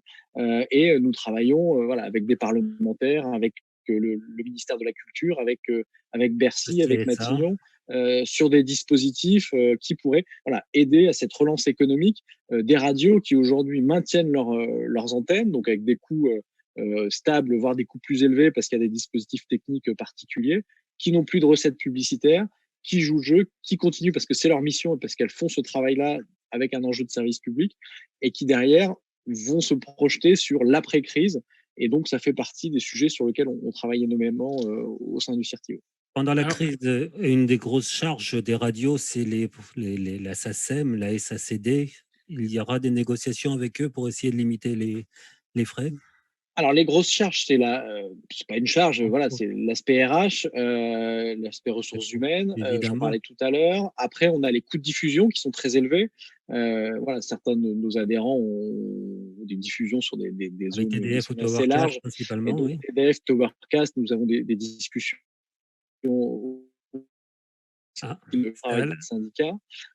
Et puis, voilà, la SACEM, l'ASPRE, qui sont des sociétés d'ayant droit avec qui nous avons des discussions, parce qu'elles aussi ont des très grosses difficultés, parce que voilà, les recettes ne sont plus là pour leurs bénéficiaires et leurs sociétaires, et donc on doit se trouver des dispositifs gagnant-gagnant qui permettent voilà, d'amortir la crise pour tout le monde. On a trouvé ces dispositifs-là pour nos radios, et on fait le lien, et des radios qui auraient des difficultés aujourd'hui ou demain trouveront le CIRTI à leur côté pour aider dans ces discussions-là afin de ne pas les pénaliser et trouver de bonnes solutions comme on fait tout au long de l'année. Alors justement, bientôt, Denis Caro doit bientôt nous laisser parce qu'il est en plein bouclage et je ne voudrais pas vous retarder. Mais justement, avant de se quitter, Denis, justement, sur le sujet de la publicité, comment ça se passe au sujet de la presse, justement, Denis, ce matin? Alors, on vit la même chose que ce que vous évoquez, avec des chutes des recettes publicitaires qui sont vertigineuses. C'était déjà le cas au mois de mars, ça allait au mois d'avril, et on n'entrevoit pas, et quel que soit le scénario du redémarrage et du déconfinement, on n'entrevoit pas une relance du marché publicitaire, en tout cas de manière immédiate. Donc, il faut prendre des mesures pour compenser ça, et on est tous dans des situations forcément un peu difficiles, mais on continue, on garde le cap.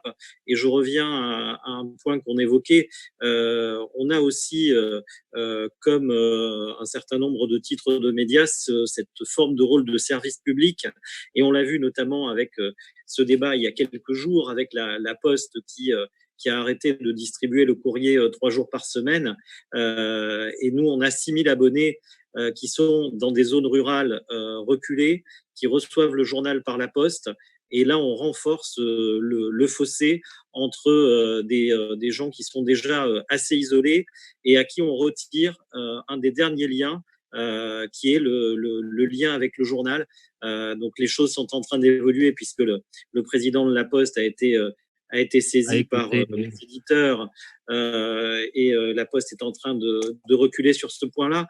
Mais on voit qu'on a les uns et les autres ce rôle qui relève du rôle de service public, qui est un rôle d'information et un rôle de lien social. Est-ce que les lecteurs basculent quand même en numérique? C'est vrai que quand on est dans des zones un peu reculées, peut-être c'est plus difficile. Est-ce que vous sentez un basculement à ce moment-là en numérique? On sent un basculement sur le numérique et c'est vrai qu'on a des journées avec des niveaux d'abonnement numérique qu'on n'avait jamais connus. Et ça, et pour revenir aussi sur l'après, je pense que la période qu'on vit actuellement va accélérer la transition numérique.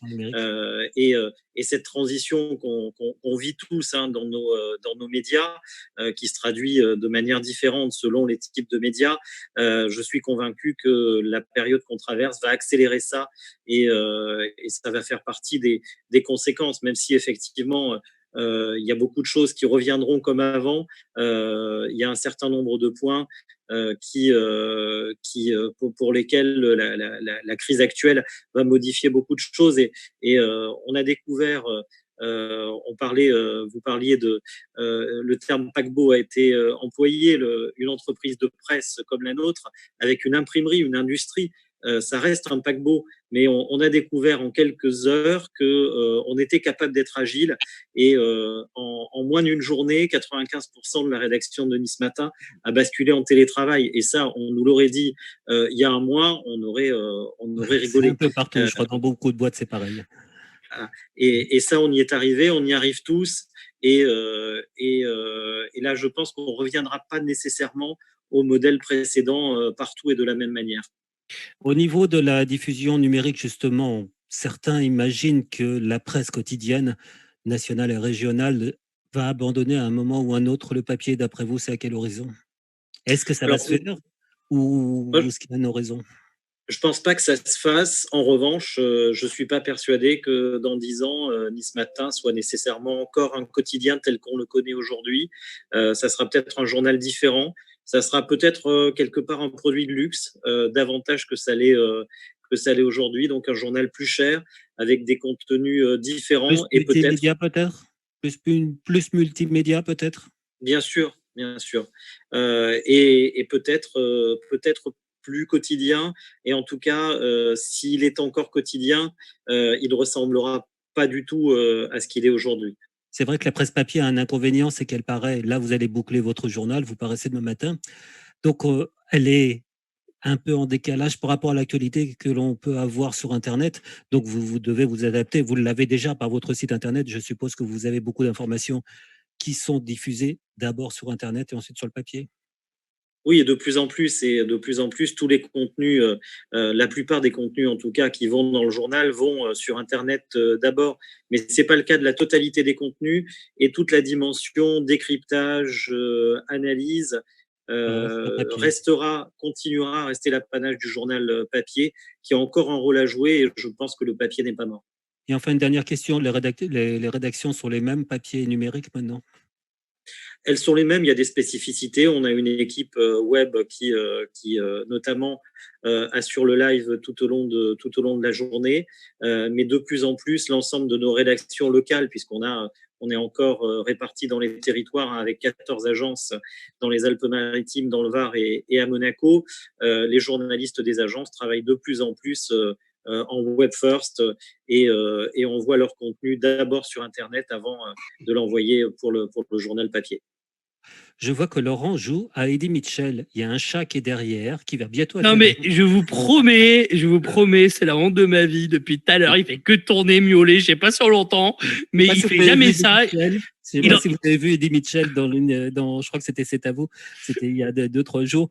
Le chat voulait absolument se montrer. Non, mais il a envie de faire du Facebook Live, voilà. Donc, dans les prochains numéros, Serge, vous inquiétez pas, on apprendra à mieux connaître mon chat qui s'appelle Papillon. Voilà. Ce soir, je donne le scoop, il s'appelle Papillon. Voilà. J'ai fermé ma porte. Mes 2 chats et mon chien sont confinés à l'extérieur de la pièce. Denis, on vous libère. Merci du fond de mon cœur, en tout cas, d'être venu ce soir avec nous pour cette édition numéro 2. Vraiment, vous l'avez fait avec grand plaisir. Et puis voilà. Et puis en tout cas, Nice Matin, il faut le dire, hein, il faut soutenir la presse aussi parce que c'est très important. Et Var Matin aussi. Et Var Matin, absolument. Bien sûr, Var Matin, Oui. Monaco Matin. On n'oublie personne, hein, vraiment. Avec une agence hier.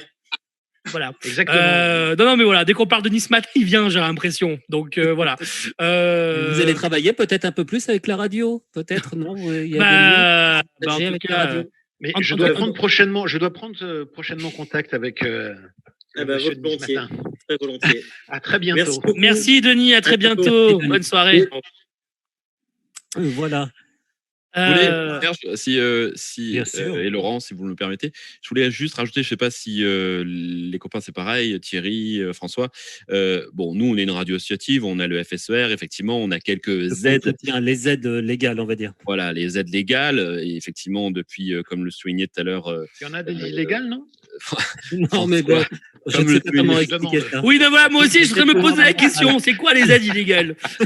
Les aides La gouvernementales. réponse, mais Comme le soulignait François aussi, c'est vrai que la région, depuis 2 ans, on n'a plus rien. Bon, ben, c'est comme ça, on s'adapte. Et c'est le cas de beaucoup de radios associatives, je pense. Voilà, Au niveau la des région aides régionales, c'est très De dur. toutes les radios associatives. Toutes les radios associatives, malgré le travail de la phrase ou d'autres syndicats, bien évidemment. Mais voilà. Mais c'est vrai que nous, comme je vous l'ai dit, on prend la publicité auquel on a droit et on a beaucoup de micmiges, des messages d'intérêt collectif et messages d'intérêt généraux.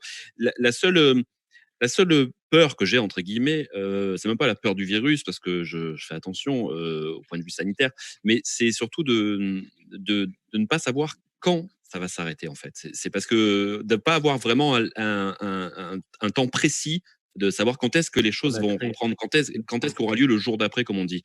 Donc c'est juste ça qui fait peur, parce qu'effectivement, nous, une petite structure, moi j'ai 3 salariés, j'en ai mis 1,5 en chômage partiel, mais forcément, il y a quand même des charges qui sont chaque mois là, mais les recettes ne sont pas les mêmes, forcément, parce qu'en termes radio associatifs, on parle de recettes.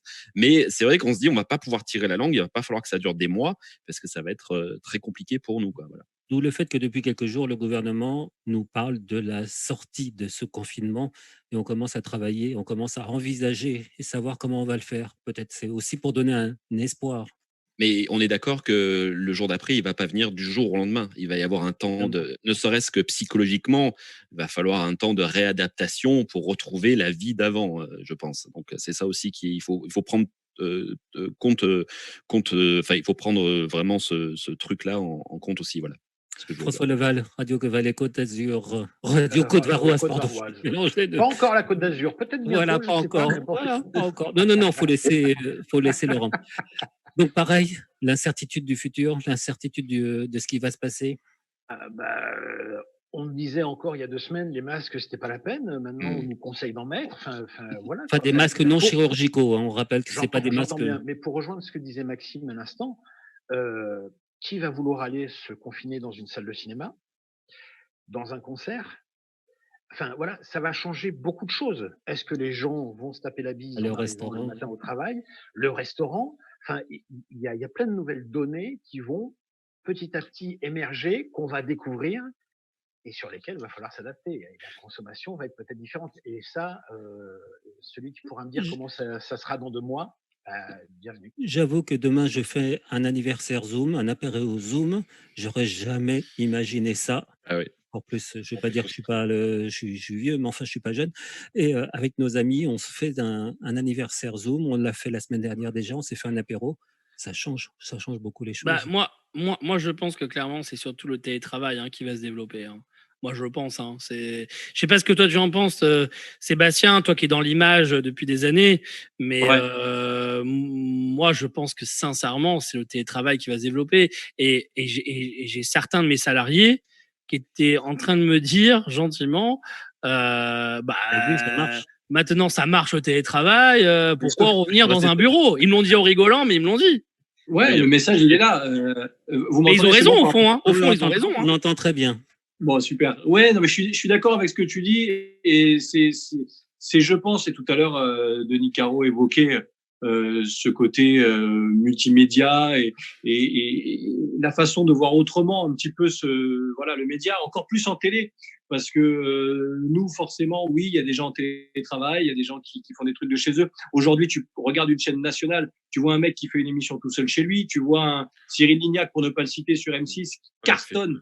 Ça va donner forcément des idées à des boîtes de prod qui vont peut-être se dire, attends, on va peut-être faire des économies, parce que si j'ai plus besoin de caméraman, si j'ai plus besoin d'un plateau, si j'ai plus besoin de tel ou tel truc, eh ben forcément, il va y avoir une petite révolution. Déjà que la télé, média comme on l'a tous connu, pour moi, est un média qui est en train de disparaître. On consomme plus du tout la télé comme le consommaient nos parents ou nos grands-parents. C'est terminé. Maintenant, on mange de la télé quand on en a envie, on mange ce qu'on veut, à l'heure où on veut, avec les plateformes, avec Netflix, avec tout ce qu'on veut.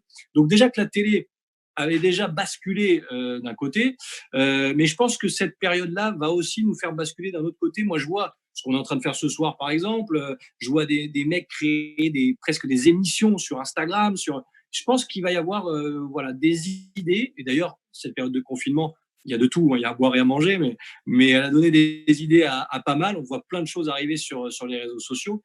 Et moi, je suis persuadé qu'effectivement, il va y avoir une révolution, je sais pas, mais une évolution de la consommation de l'image, et que la télé va peut-être basculer sur ces réseaux que j'ai cités, et peut-être d'autres, bien sûr. Cela dit, je vois par exemple l'émission de Cyril Hanouna sur C8 qui est faite entièrement de chez lui.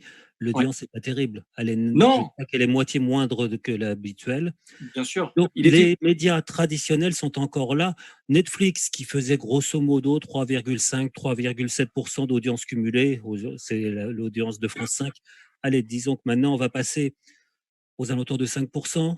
Il y a Disney qui arrive demain, il y a Amazon. On est encore aux alentours, on est moins de 10% de l'audience. La télévision, même si l'audience baissait depuis quelques temps, bon là, elle a explosé, elle a pris 1 heure en un mois, mais nos médias sont toujours là et on a prouvé notre présence, on a prouvé notre utilité. Et je pense que ça va redonner un boom peut-être. Ouais, c'est possible. Après, tu prenais l'exemple de Cyril Hanouna.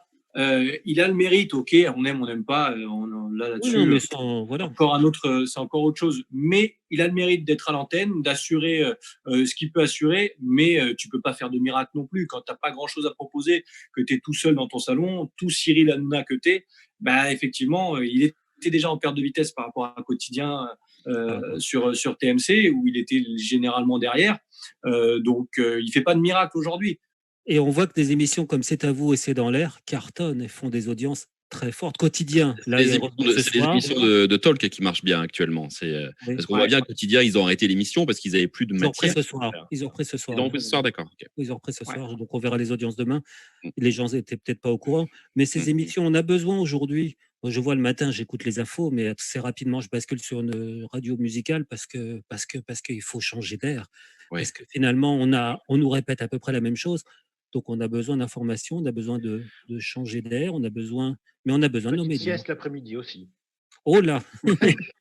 Ah non, mais... Ouais, mais on a l'impression qu'il y en a qui sont frileux, en fait, et il y a des chaînes qui sont un peu frileuses et qui ne souhaitent pas proposer. Alors, c'est sûr qu'il faut y aller avec des pincettes et proposer du divertissement, entre guillemets, dans cette période-là. Faut quand même être sûr de là où on veut aller. Je suis très surpris, par exemple, qu'une chaîne comme Gulli voit son audience baisser. C'est-à-dire, ils n'ont pas su s'adapter. Pourtant, ils sont dans le groupe M6 depuis 1 an. Ils ont quitté Lagardère. Je suis assez étonné de l'audience de Gulli qui aurait dû augmenter. Là, au contraire, elle a presque baissé. Donc, il y a des télévisions qui... C'était les pitchouns qui récupèrent les audiences. Voilà. 1 million de téléspectateurs, monsieur Kevin Moinou, s'il vous plaît, qu'on a dépassé. On est très, très fiers, petite chaîne qu'on est. Peut-être que Gulli n'a pas anticipé le truc et qu'ils se sont dit, nous, de toute façon, on est la chaîne des gamins, entre guillemets. Ils commencent à réagir parce qu'ils lancent du pain béni, quoi. Après, si je peux me permettre, excuse-moi, je te laisse la parole, François, mais je pense que pour parler de la jeunesse, je pense qu'il y a une offre tellement grande pendant ces périodes de confinement. Moi, je le vois tous les jours. Il y a tous les jours une nouvelle offre. Et puis surtout, les enfants, disons les choses clairement, hein, ils sont digital. C'est pour ça qu'il y a un vrai combat avec Radio Pitchoun, hein, sur le modèle hertzien, et ça j'y crois beaucoup.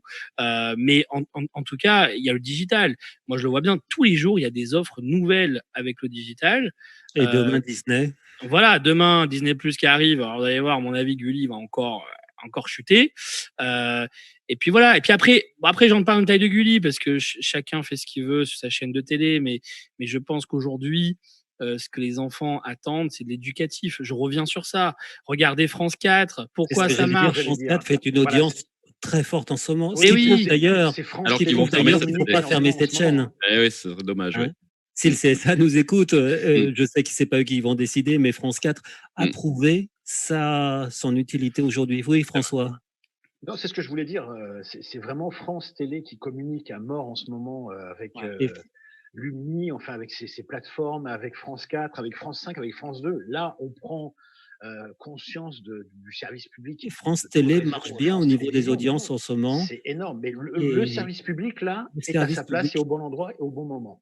Et je pense que Radio France doit aussi bien bénéficier parce qu'ils font un bon boulot pour certains. Les antennes de France Bleu ont réduit apparemment, je crois. Hein, ils ont dû réduire, oui, ils font beaucoup de syndications à France Bleu. Il y a moins de personnel, il y a moins de monde et il y a des impératifs. Mais c'est vrai que France Télévisions fonctionne très bien. Ah ouais. Au niveau du CERTI, qu'est-ce que vous voyez arriver, Kevin?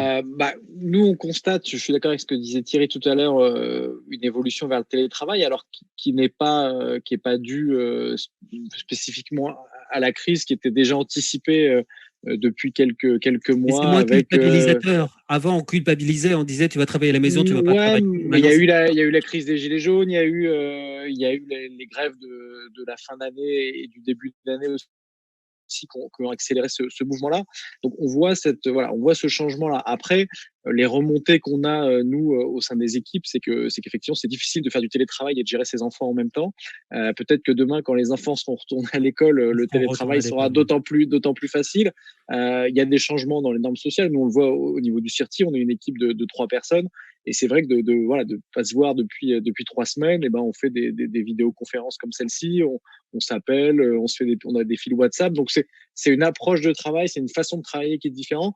Dire que ça va être durable ou que c'est un moment d'adaptation, voilà. Moi je pense que ça sera pas forcément. Il y aura peut-être quelques petits changements, quelques petits ajustements dans notre façon de travailler, mais que voilà, à moyen terme, une fois qu'on sera sorti de ce confinement total ou de ce confinement partiel, les gens auront plaisir à retourner dans leur cadre de travail, qui est aussi des cadres de relations sociales tels qu'on les voit et qui plaisent aux gens. Et au plus, je pense que ça sera utile à la société parce que le CIRTI, c'est plus de 3000 salariés. C'est aussi des salariés qui font vivre les restaurants du midi, qui font vivre des activités dans la journée, qui font du shopping. Donc, on a aussi cette activité sociale. Et aujourd'hui, il y a la nécessité de faire revivre tous ces salariés qui travaillent un peu à distance de chez eux, plus ou moins loin. Il faut aussi vivre tout un tissu économique qui sera utile. Donc, il n'y a pas forcément une vertu totale à avoir demain un trop grand nombre de salariés en télétravail. Ça a des atouts. Voilà, ça peut être utile dans certaines circonstances. Je pense qu'on se rend compte qu'on peut faire de la radio depuis chez soi avec des conditions techniques. Parfois, on est plus tolérants, les auditeurs, je pense, sont plus tolérants. On est plus tolérants, mais moi, je vois sur un certain nombre de radios musicales que j'écoute, parce que je suis un peu comme toi, Serge. Voilà, j'écoute un petit peu les radios d'actu le matin, puis après, j'écoute beaucoup de radios musicales, et puis ça permet aussi d'écouter mes adhérents que j'ai pas toujours le temps d'écouter tout au long de l'année. Voilà, je sais, moi, parce que j'ai des retours, qui est en télétravail, qui va au studio chaque jour, parce qu'il y a aussi des équipes où les gens se rendent dans les studios. Et c'est vrai que parfois, voilà, on ne s'en rend pas compte, et les choses fonctionnent plutôt bien. Donc, il y a aussi des évolutions techniques. Donc, je pense qu'aujourd'hui, il y a des évolutions. Nous, on s'y préparait parce qu'on voit arriver aussi un grand nombre. Je voudrais aussi rajouter, parce que le CIRTI fait partie de la FESAC, qui est la Fédération des employeurs du spectacle et de l'audiovisuel et du cinéma. Et juste pour rajouter, je vais plaider pour l'ensemble de ce champ social où effectivement on a des secteurs, voilà, le spectacle vivant, le cinéma, le théâtre, tous ces métiers-là, qui eux ont une activité zéro, et au sein de la FESAC, on accompagne donc plus globalement tous ces métiers-là, tous les intermittents du spectacle, pour aider et préparer aussi l'après. Voilà, tout un tas de festivals qui n'auront pas lieu, Et donc, on a aujourd'hui des secteurs d'activité qui sont totalement à l'arrêt avec des fermetures d'entreprises. Et c'est pour ça qu'on plaide au sein de la FESAC pour des dispositifs d'accompagnement qui n'existent pas aujourd'hui, qui seront compliqués à mettre en place parce que c'est souvent des toutes petites structures. Donc, je pense on est tous sur un secteur radio, mais on fait aussi tous un petit peu de spectacle vivant. On fait tous aussi d'autres métiers à côté, d'autres activités. Je pense que toutes les radios qui participent ce soir, et je sais pour Maritima, aussi, participent à des actions en lien avec le spectacle vivant, des tournées, des concerts, accompagnent des artistes.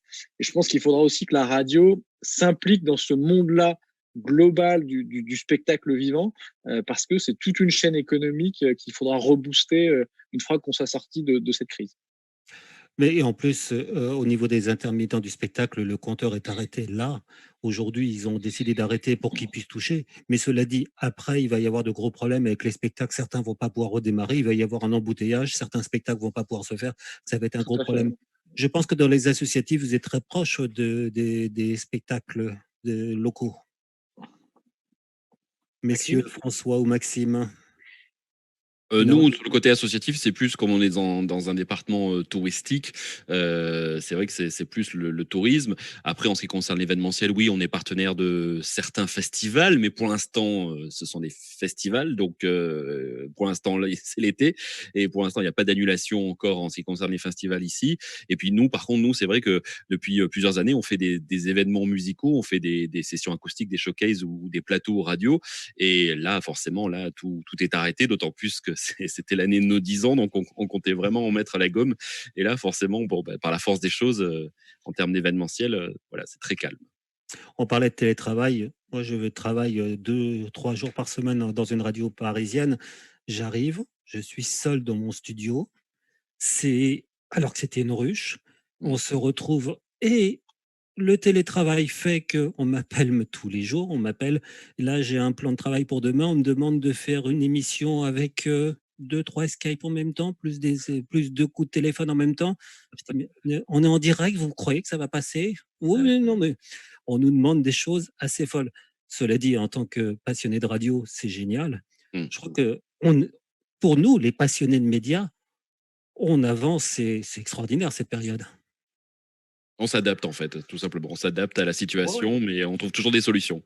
Ouais, c'est ça, des solutions, comme Maxime le dit, et puis la facilité d'adaptation pour un média aussi, léger que la radio, parce que la radio, c'est par téléphone, à 1000 km, à côté, enfin pas à côté, mais à plus d'un mètre, mais voilà, c'est vraiment la facilité de faire la radio, c'est le média de l'immédiat, comme Et après, il y a aussi une chose importante à dire, c'est qu'on a la chance maintenant de nos jours d'avoir des technologies qui nous permettent de faire plein de choses. Même moi qui suis en zone reculée, on a quand même Internet, de la DSL, de la 4G+, donc on peut faire plein de choses. On a du matériel aussi, on en parlait avec Laurent tout à l'heure quand on a fait les réglages, expliquer la petite table de mixage là, qui nous permet de faire plein d'extérieur et même d'avoir une insert téléphonique. Et la table de mixage, elle est comme ça, quoi. Elle fait 10 sur 15 cm. Donc c'est vraiment énorme, on peut faire plein de choses, de la radio de la maison. Donc ça, c'est 20 ans auparavant. Comment on aurait fait? C'est la question. C'est vrai. Sébastien, la télé, c'est différent. Ça vous change aussi? C'est vrai que vous passez derrière la caméra, vous êtes devant, vous faites tout. Ouais, bon après ça, à titre personnel, j'étais habitué un peu à ça. Donc, mais là, ce qui est frustrant, même si je m'épanouis en tant que journaliste, en tant que quand je me remets à faire des reportages aujourd'hui pour la rédaction et pour l'édition spéciale qu'on passe tous les soirs du lundi au vendredi à 18h30. Même si je m'éclate à faire ça et que c'est vraiment ce que j'aime faire, l'animation, j'y suis venu un peu par hasard, mais c'est frustrant d'avoir perdu ce rendez-vous avec les gens, quoi, parce que on parlait tout à l'heure de la relation au public et aux gens, surtout en local, parce que ils sont en bas de chez nous, quoi, et on se croise tous les jours. Et les retours des téléspectateurs, ce qui est frustrant, c'est ça, c'est d'avoir perdu un petit peu ce lien avec les gens, même si on le garde par le biais de ces éditions spéciales. Moi, je sais que par rapport aux émissions qu'on a dû mettre en stand-by, et c'est bien normal parce qu'on avait un plateau avec une équipe technique, avec des personnes en régie, avec des chroniqueurs autour de la table. Quand on est 5-6 autour de la table, aujourd'hui, c'est plus possible, quoi. Excuse-moi de te couper, Sébastien, parce qu'il y a un ami à nous qui va nous quitter. C'est Thierry, justement. Tu as 2 appels en urgence. Merci beaucoup, Thierry, d'être... À très bientôt et merci pour ce moment. Juste un dernier mot avant de se quitter, Thierry, et je te laisse, je te libère à tes occupations. Retourner à Radio Maritima. Donc, dirigeant de Radio Maritima. Donc, tes fréquences, elles sont où exactement, mon cher Thierry? Alors, fréquence, Étang de Berre 93.6, Côte-Bleue 87.9, Marseille 107.2, Aix 93.8 et le DAB Avignon et Marseille. Et justement, on n'a pas trop parlé ce soir, mais tu as aussi une télévision locale, Thierry. On a une télévision locale qui est sur l'ensemble des FAI et qui couvre tout le Grand Sud. On est sur d'accès à Internet. Voilà, pardon. Et on a également un site Internet qui est le deuxième en audience après celui de la Provence, qui est un beau groupe de médias. Qui s'appelle maritima.info. Nous, on raisonne en termes de marque globale, c'est la marque Maritima, avec Maritima Info, Maritima TV, Maritima Radio, et puis une présence sur les réseaux sociaux aussi. Combien d'audience en radio tu fais dans les médias locaux, Thierry? 3500 auditeurs jour en radio. Voilà, c'est pas... si, c'est pas mal, c'est bien. Attends. J'espère qu'on fera mieux sur les prochaines médiamétries. Hein. Il y a Marseille, donc voilà, il y a tout qui va changer avec Marseille. C'est comme moi avec Gap, tout va changer. On espère que ça se traduira sur la média locale de juillet. Alors, si ce n'est pas cette année, ça sera l'année d'après. Hein. Mais voilà, on raisonne en termes de marque globale parce que l'objectif, c'est vraiment d'amener les personnes au contact de la marque, quel que soit le support. Je suis intimement convaincu que c'est là, voilà, il faut être sur des logiques plurimédias parce que seule une radio aura des difficultés. La télé, vous le constatez, c'est pas simple.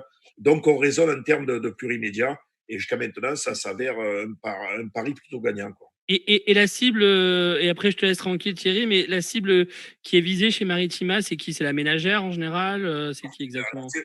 On ne raisonne pas en termes de ménagère, mais plutôt en termes de tranche d'âge. Maritima, c'est du 35-59 ans, avec une cible, on va dire, cadre moyen, agent de maîtrise, voilà. Voilà quel est notre positionnement sur le segment que l'on cible, quoi. Très bien, Thierry. Ben, merci beaucoup d'être venu, mon ami. Passe une bonne soirée. Voilà. Ciao. À bientôt. Salut. Salut, Thierry. Alors, je sais que bientôt, Kevin aussi, va nous quitter. Mais il y a un sujet quand même que je voudrais qu'on discute avant le départ. C'est le sujet du DAB+, parce qu'on en a vaguement parlé. Est-ce que tu peux nous raconter une belle histoire sur le DAB+, Kevin? On n'entend pas du tout le bon. Micro. Une belle histoire. Le DAB+, donc c'est la radio numérique terrestre, RNT, l'équivalent radio de la TNT. Donc aujourd'hui, c'est 10 métropoles qui sont couvertes. On attend le lancement sur Bordeaux et Toulouse dans les prochains mois. Alors, c'est un lancement qui doit intervenir en principe avant l'été. Je sais qu'il y a des discussions en cours. Voilà, je n'ai pas toutes les informations. Un peu de retard à date. Voilà, il y aura peut-être un petit décalage juste pour aussi que tout le monde soit prêt, que les entreprises soient prêtes. Donc voilà, il y aura probablement un petit décalage. Il y a des lancements aussi nationaux avec des multiplex nationaux et 24 radios nationales qui vont se lancer, notamment. Il y a un appel national qui est en cours d'ailleurs. Il y a un appel pour d'autoroute. Il y a un appel complémentaire pour trouver une 25e fréquence. L'appel a été décalé au 10 juillet. Donc, voilà, donc le DAB+ se déploie.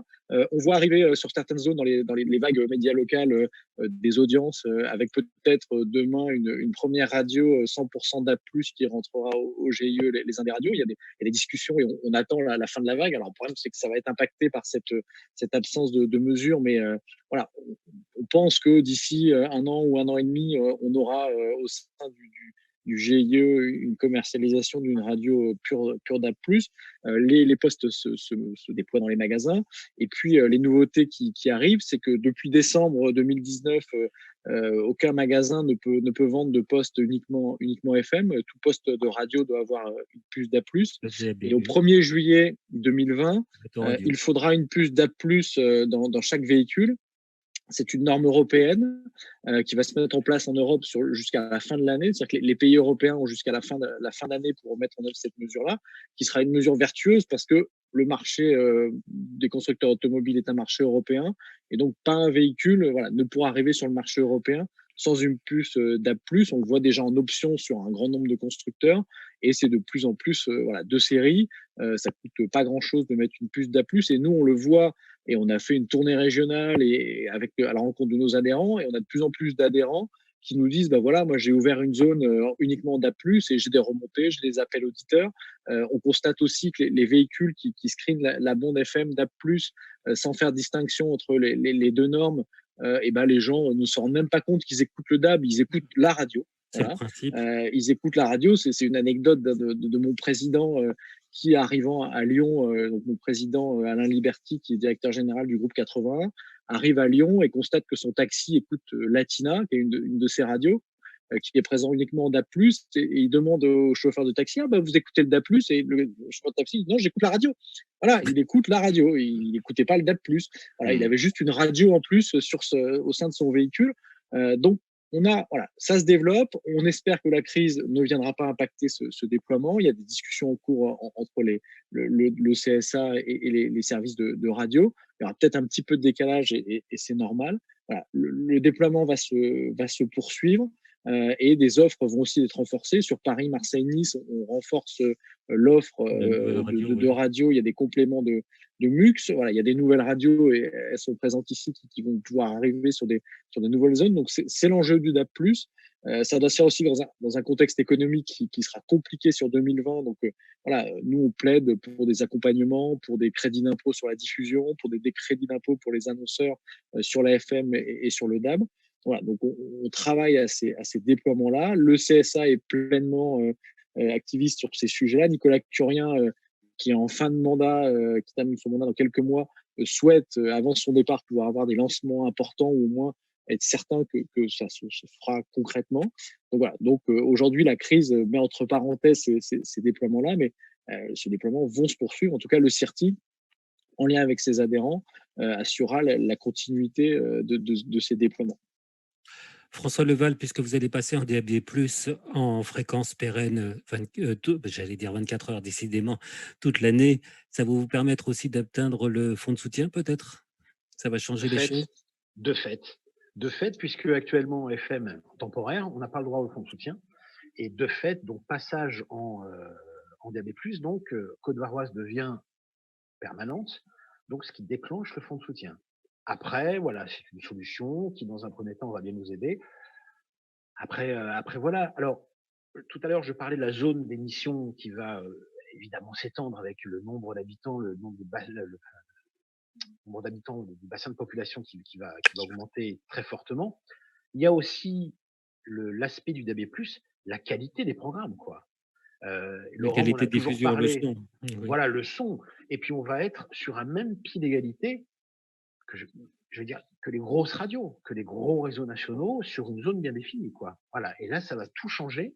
Et on a une vraie carte à jouer, nous, en tant que radio locale, radio de proximité, sur une zone qui va nous concerner, nous, tout le monde local, quoi. Ils étaient d'autant plus conscients, les grandes radios, qu'ils ont tout fait pour ne pas faire ce DAB+, qu'on appelle la RMT. Heureusement que les radios en local sur les territoires ont commencé à bouger. Sinon, il fallait bouger. Voilà. Sinon, et puis on a Nicolas Curien au CSA qui a bien compris le problème et qui a quand même trouvé une solution et qui a fait parce que c'était un peu bloqué. Mais même Serge, même les gens du CTA en local à Marseille, nous ont accompagnés, nous ont expliqué. On a eu des réunions à Marseille et il y a eu vraiment une implication. Marseille qui était l'une des 3 premières zones à avoir le DAB+. Voilà. 2012, c'est pas de bêtises. Franchement, le CTA de Marseille, ils ont fait un très bon boulot. Je le dis franchement, ils ont vraiment fait un vrai accompagnement. Ah oui. Et surtout, ils nous ont expliqué. Moi, je me rappelle, il y a 4 ans, 5 ans en arrière, sur le DAB+, ils nous ont expliqué comment ça se passait, qu'il fallait y aller, que c'était l'avenir. Et voilà. Donc, parce que moi, clairement, le DAB+, j'ai découvert il y a 6 ans. En 2014, mais ça a avorté parce que malheureusement le MUX il est tombé parce que voilà, un MUX c'est l'assemblement. C'est une copropriété. C'est une copropriété de 13 radios. De 13 radios. Et voilà. Mais avant toute chose, parce que je veux pas le retenir et il a sa fille, le pauvre Sébastien. En tout cas, merci beaucoup. Ça a été un amour d'être avec nous. Et juste avant de quitter, tu connaissais le DAB+, Sébastien, ou pas, par hasard? Ah ben, et je crois que le premier qui m'en a parlé, je crois que c'est toi. Parce que tu vois, tout à l'heure, on disait qu'il n'y avait pas de concurrence, qu'il n'y avait pas de. Tu as toujours été le bienvenu sur nos antennes et on a souvent fait des choses. Ça, c'est ensemble. vrai. Et je sais que lors d'une interview, tu m'en avais parlé. Donc, je crois que tu as été le premier à l'évoquer, en tout cas, à m'en avoir parlé. Ouais. Sébastien, je vais t'offrir un poste DAB+, et je compte sur toi. Kevin, il est là, le dieu du DAB+, au CIRTI. Tu nous feras une petite pub sympathique à Azure Télé, tu nous expliqueras comment ça marche le DAB+, sur la Côte d'Azur. Avec plaisir. Tu vas faire même mieux. Tu viendras en plateau pour nous le dire, tu vois, pour nous expliquer. Comme ça. Dans 3 mois. Avec Kevin. Avec Kevin. Voilà. À bientôt. Bonne fin d'émission. Et Kevin, donc avec le CIRTI, qui eux aussi ont fait beaucoup pour le DAB+, ça fait longtemps qu'ils travaillent sur le dossier et ils ont été très volontaires au CIRTI. Sébastien, merci du fond de mon cœur. Merci du fond de mon cœur. Merci. Ne change pas. Maintenant, je vais faire mon boulot de papa. T'es un amour de mec. À bientôt. Bonne soirée. Merci à vous, les gars. Merci. Bonne soirée. À très vite. Ciao. Ciao. Ah, voilà, les écrans se resserrent. Il est super sympa, ce Sébastien. Il est super sympa. Bon, en tout cas, il reste plus que quasiment un quart d'heure d'antenne. Alors, moi, ce que je propose, parce que Maxime, je le sens, il a envie de faire un petit blind test là. Moi, je vais dire un petit mot sur le. Bien sûr, Maxime. Sur le DAB, parce que forcément, nous, on est dans une zone un peu plus reculée. C'est pas comme les agglos où voilà. Nous, le DAB+, c'est pas avant 2023, hein, apparemment. Donc, on se tient prêt. Bien évidemment, on candidatera pour être présent. Nous, on a la particularité, c'est que le département, apparemment, si je dis pas de bêtises, le peu que j'ai pu regarder, le département des Hautes-Alpes sera divisé en deux, c'est-à-dire que la partie fréquence GAP, ça sera le CTA de Marseille, et Briançon, qui pourtant est sur la région Provence-Alpes-Côte d'Azur, ça sera Grenoble. Donc ça va être un petit peu bizarre pour nous, on va voir, mais voilà, on suit ça de près. Mais effectivement, nous, pour l'instant, on est encore sur la FM et le DAB+, on regarde les copains, les voisins, les agglos, comment ça se passe. On regarde justement, hein, ça c'est bien, et on s'y mettra. Je crois que l'appel est prévu en 2023 sur les Alpes du Sud. Donc voilà. Certaines radios ont envie d'utiliser le DAB pour créer un nouveau programme. D'une part, pour augmenter le fonds de soutien, aussi en ayant un programme différent, et aussi pour diversifier, profiter, puisqu'en plus vous êtes tous les deux tous les trois, on va dire, dans des zones où peut-être que la demande sera plus faible en DAB, il y aura de la place. Est-ce que vous n'auriez pas envie de placer un autre programme, un programme plus musical, un programme... Alors moi j'ai une idée. Alors je voulais poser la question à François, je voulais savoir sur le DAB+, parce que là tu nous as dit sur la temporaire, c'est une radio pédagogique, puisque c'est un des leitmotifs pour avoir une temporaire. Moi j'en ai eu avant d'avoir la fréquence de GAP, j'en ai eu pour information touristique, parce que ça aussi ça marche. Mais là sur le DAB+, tu as proposé quoi comme style de programme? Alors, contenu éditorialiste? On a choisi la stratégie suivante, c'est la radio généraliste populaire de proximité, très clairement. On va être la radio locale de Toulon qui va traiter des sujets d'information, qui va traiter des sujets de société avec donc le tissu associatif, tissu sportif, culturel, tout ça. Enfin voilà, tout ce que doit faire une radio généraliste de proximité. Voilà. D'accord, ok. Mais on va garder quand même, Maxime, on va garder l'aspect pédagogique. D'accord. Parce qu'on a créé des liens, on va mettre en place une émission avec l'Université Toulon-la-Garde, une émission de façon hebdomadaire, tous les mercredis soirs, avec une émission qui sera réalisée, enregistrée depuis la fac de Toulon-la-Garde, comme on l'a déjà fait avec les collèges ailleurs, notamment, où on a créé des petits studios de radio comme ça dans certains établissements scolaires, où on va garder quand même ce lien. Parce que c'est de l'ADN de Radio Côte-d'Arvoise. On a commencé comme ça et on va chercher à le garder, à le pérenniser, même si ça ne sera pas le fil conducteur de la radio tout au long de la journée, quoi. Mais la fréquence DAB reprendra la fréquence FM ou ce sera deux programmes différents? La fréquence DAB reprendra la fréquence FM. Et donc, tu laisses déjà le pourquoi? Alors, pour une raison très simple, une histoire de coût. Très simple. Tout simplement parce que le DAB coûte. Nous, on a actuellement la chance à Radio Côte-d'Arvoise de jouir de locaux municipaux avec toute parfaite, collaboration avec la mairie de Hyères, mais en toute indépendance. Voilà, je cherchais le mot. En indépendance à tous les niveaux. Donc, on n'a pas ces charges, on n'a pas ces coûts. Au niveau de l'émetteur aussi, on est bien loti, puisque hébergé aussi. Donc, on n'a pas tous ces coûts. Donc, pour nous, le vrai coût, ça va commencer avec le DAB+. Donc, Mais il va y avoir le fonds de soutien.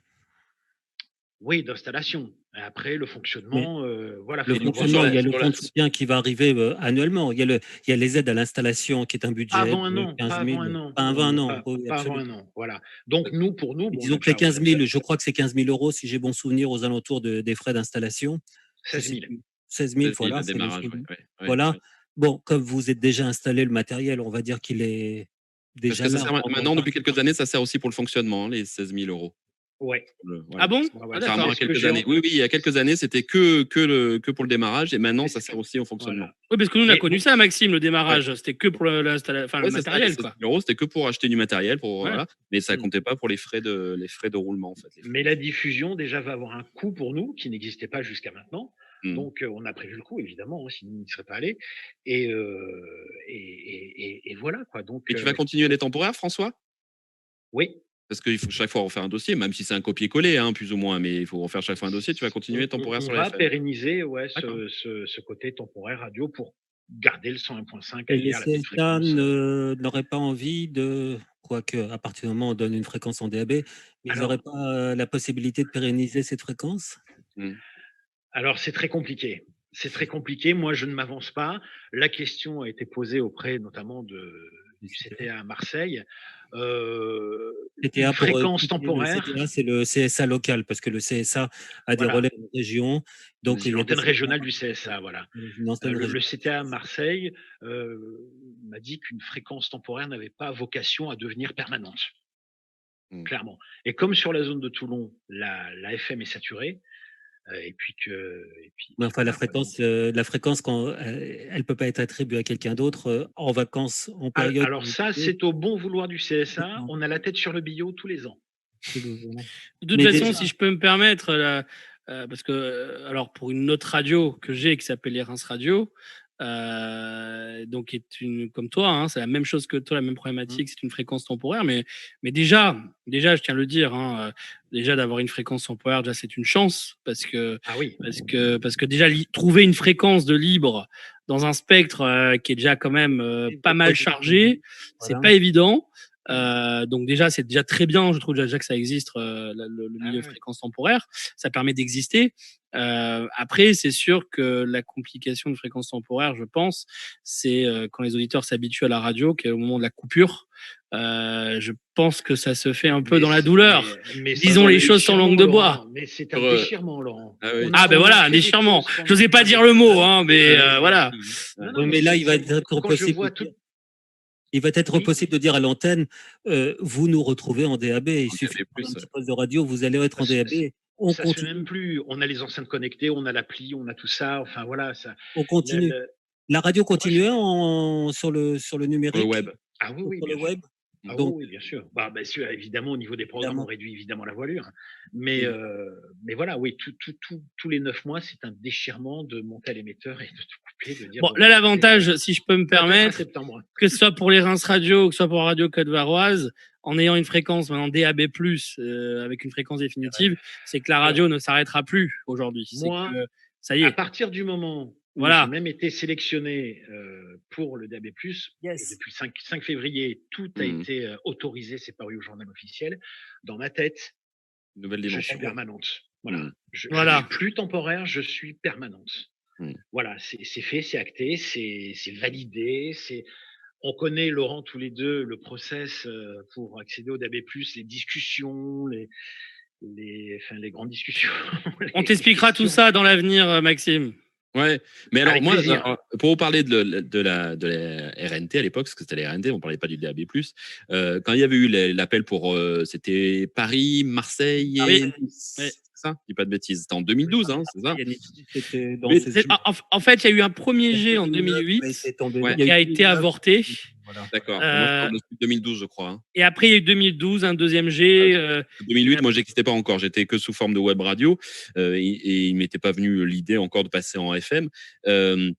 Et c'est vrai que j'avais vu, effectivement, moi je suis Marseillais, donc je descends souvent à Marseille, et j'avais vu cet appel, et je m'étais dit, tiens, pourquoi pas faire, moi la radio, imagine, avait même pas 2 ans, et je me suis dit, j'étais encore tout fragile, hein, et je m'étais dit, tiens, pourquoi pas faire une espèce de voix des montagnes, de voix de tourisme montagne, des offices de tourisme à Marseille, et de proposer quelque chose. Il y avait plein de places de libre, d'autant plus que les grosses radios ne voulaient pas y aller. Et en fait, à l'époque, c'était à l'époque, hein, les temps ont changé maintenant, heureusement. J'étais allé à la Fnac, à la Valentine, et à Marseille, et je vois tout un rayon avec la RNT, la radio de demain et tout. Je dis, ah, ça commence à prendre. Alors, je commence à télécharger sur le site du CSA tous les papiers, commencer à faire le dossier. Je commence à avancer un peu le dossier, et puis pour postuler sur Marseille. Et puis, je redescends un mois après, plus rien. Je vois plus rien à la Fnac, plus rien. Il restait un malheureux poste à 90 €, quoi que ce soit. Je dis, mince. Et en fait, moi, je m'étais dit, j'ai freiné le truc, ça déjà. Et puis, en plus, je me suis dit, je suis une toute petite structure associative. Je me dis, s'il faut que je paye 500 à 700 € par mois, pour moi, c'est quelque chose qui est énorme. Et du coup, bah, après, j'ai entre guillemets loupé le coche. Alors, on verra après si j'ai envie de refaire un modèle de radio porte-voix des Alpes à Marseille. Mais voilà, maintenant, je suis très heureux que ça prenne. Et effectivement, nous, sur la zone Alpes du Sud, c'est-à-dire 05-04, et des deux départements Hautes-Alpes et Alpes de Haute-Provence, c'est pas avant 2023. Ouais. Alors, attends, Maxime, faut commencer à se dire 2023, l'appel à candidature. C'est demain. 2025, début des émissions. Hein. Ouais. C'est très, très long. Ça prend le temps qu'il faut. Mais aussi, voilà, nous, on a. En plus que moi, j'arrive en fin d'autorisation, moi, pour Imagine. Parce que, en fait, parce que j'ai pas dit en présentation, c'est que c'est comme si j'avais 2 radios, en fait. C'est Imagine Grand Briançon et Imagine Grand Gap. Donc, c'est 2 radios. Par contre, c'est sur la même structure et c'est une comptabilité analytique. C'est-à-dire, j'ai des dépenses pour Briançon, j'ai des dépenses pour Gap, j'ai des rentrées pour Briançon, j'ai des rentrées pour Gap et j'ai aussi des rentrées, ce qu'on appelle en couplage publicitaire, même si je fais pas de la pub totalement, mais j'ai quand même pour les offices du tourisme, je peux vendre soit Briançon, soit les deux, soit Briançon et Gap. Voilà. C'est 2 programmes différents que tu fais donc, Maxime? Ouais, c'est 2 départs différents. J'ai eu la visite de Madame la Présidente, d'ailleurs, avec tout le CTA de Marseille. Elle a été agréablement surprise, enfin j'espère, parce qu'elle a dit à un moment, elle a vu nos studios. C'est vrai que nous, on fait la radio avec du cœur et de la passion, et c'est pas pour l'argent, ça c'est clair. Hein, je crois qu'on est tous dans le même truc. Et c'est vrai qu'on a des beaux studios, parce que moi je tiens, même si c'est du matériel d'occasion ou quoi que ce soit, je tiens vraiment à avoir des beaux studios pour pouvoir travailler. Et la présidente du CTA a dit qu'elle était sidérée. Alors au début, j'ai eu peur, j'ai dit sidérée, ça veut dire quoi? En fait, elle a été, j'ose espérer que c'est ça, elle a été, entre guillemets, je dis bien en toute modestie, éblouie par nos studios, pour une radio associative, d'avoir des studios aussi propres, aussi. Donc les fréquences arrivent à échéance, en général renouvelées. Ouais, oui, en 2024, on finit la période des 15 ans, donc les 3 fois 5 ans. Sur Briançon. Parce que sur Gap, on vient à peine de démarrer. Hein? Sauf le problème, c'est renouvelé. Oui. Ce qu'il y a, c'est qu'il faut juste. Là, on signe plus une convention, il faut refaire carrément un dossier comme un nouveau postulant, entre guillemets. Donc voilà. Mais il n'y a pas de raison, oui. Surtout qu'on a de très bons rapports avec, je pense, avec le CTA de Marseille. Donc, voilà. Et le CSA local.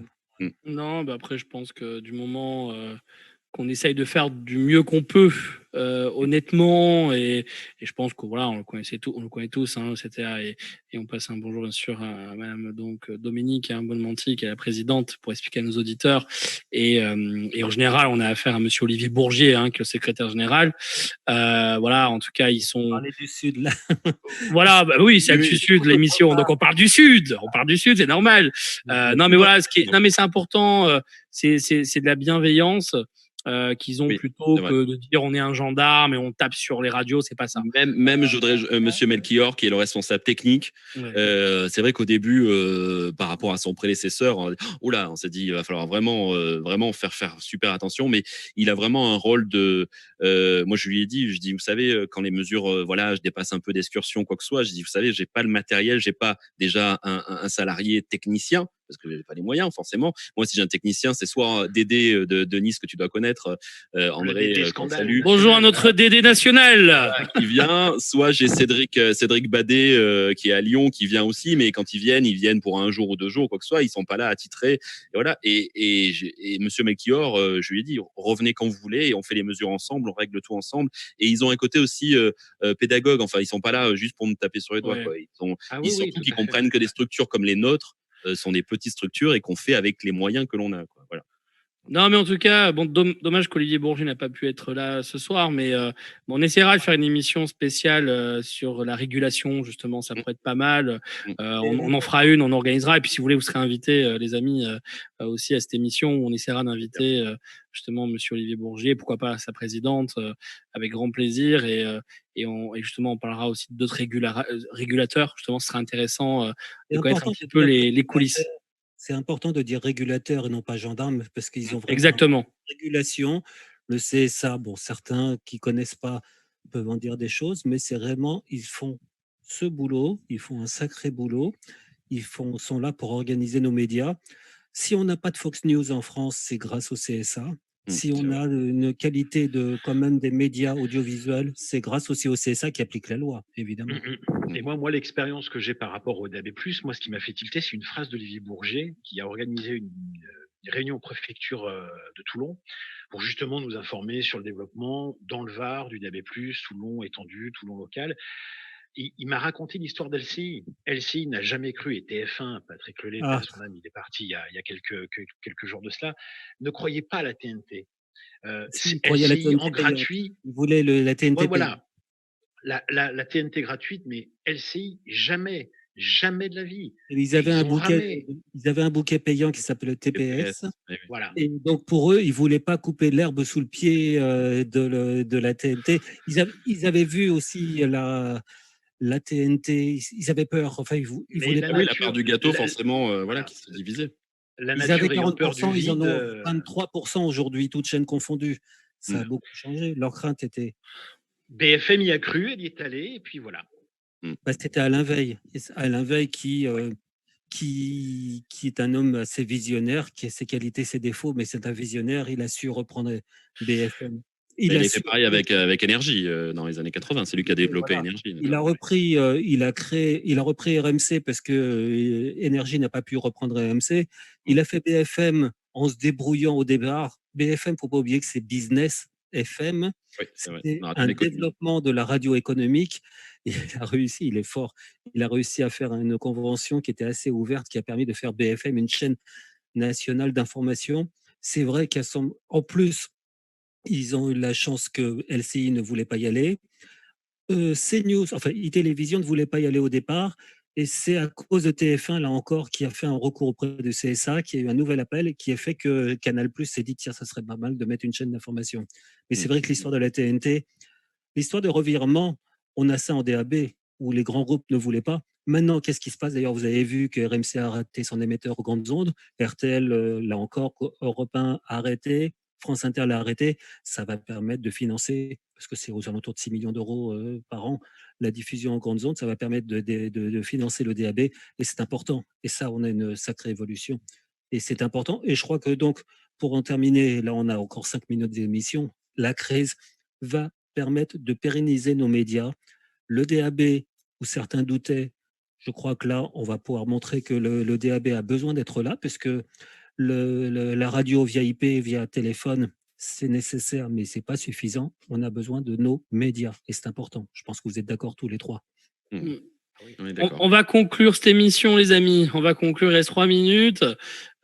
Juste une petite question, François et Maxime, peut-être c'est une question très bête, mais vous avez déjà écouté la radio en DAB+, déjà le son? Oui. Moi, quand je descends à Marseille, je me mets dessus, je fais des coucous aux copains qui ont des radios, je salue François de Radio Émotion, chaque fois que je vais à Marseille, j'écoute, donc ouais, je zappe dessus. Sur toi, tu écoutes Radio Pitchoun maintenant sur Marseille. Hein.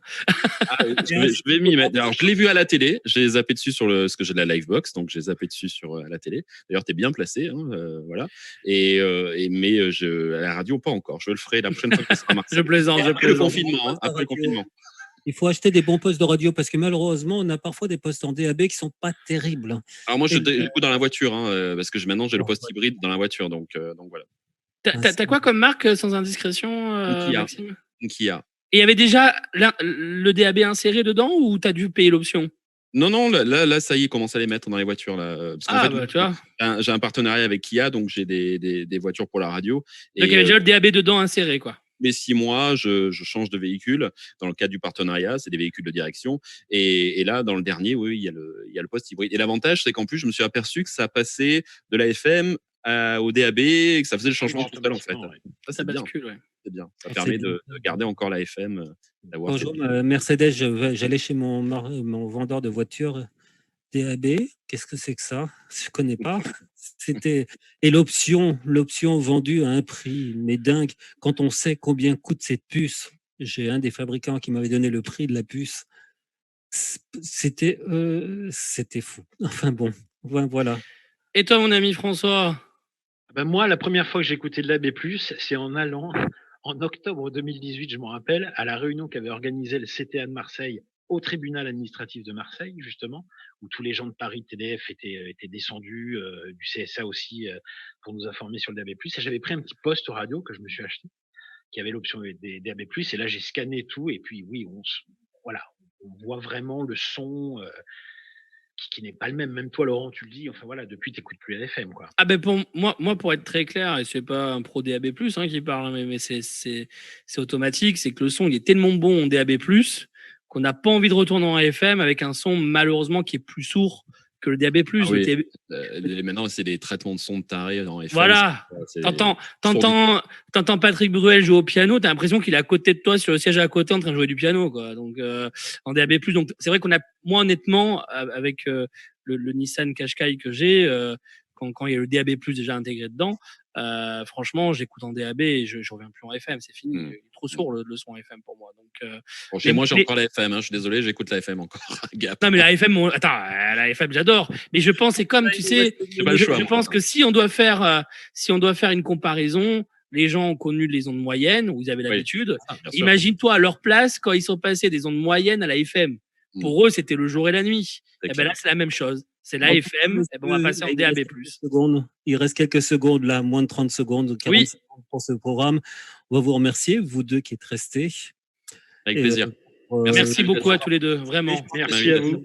Très intéressant, n'est-ce pas, Laurent? Ah bah écoute, c'était une émission très très intéressante ce soir, et en tout cas voilà, pour ceux qui n'ont pas pu aller sur Facebook Live ou l'autre, de toute façon il y aura la rediffusion sur les réseaux sociaux, on le mettra aussi sur YouTube, et puis bien entendu sur Radio Vallée Côte d'Azur le samedi et le dimanche à 10h et à 16h pour écouter justement sur la FM, Maxime. Merci messieurs beaucoup, merci beaucoup messieurs. Allez, merci Serge, on vous embrasse tous, merci les amis, à bientôt. Ciao. Salut.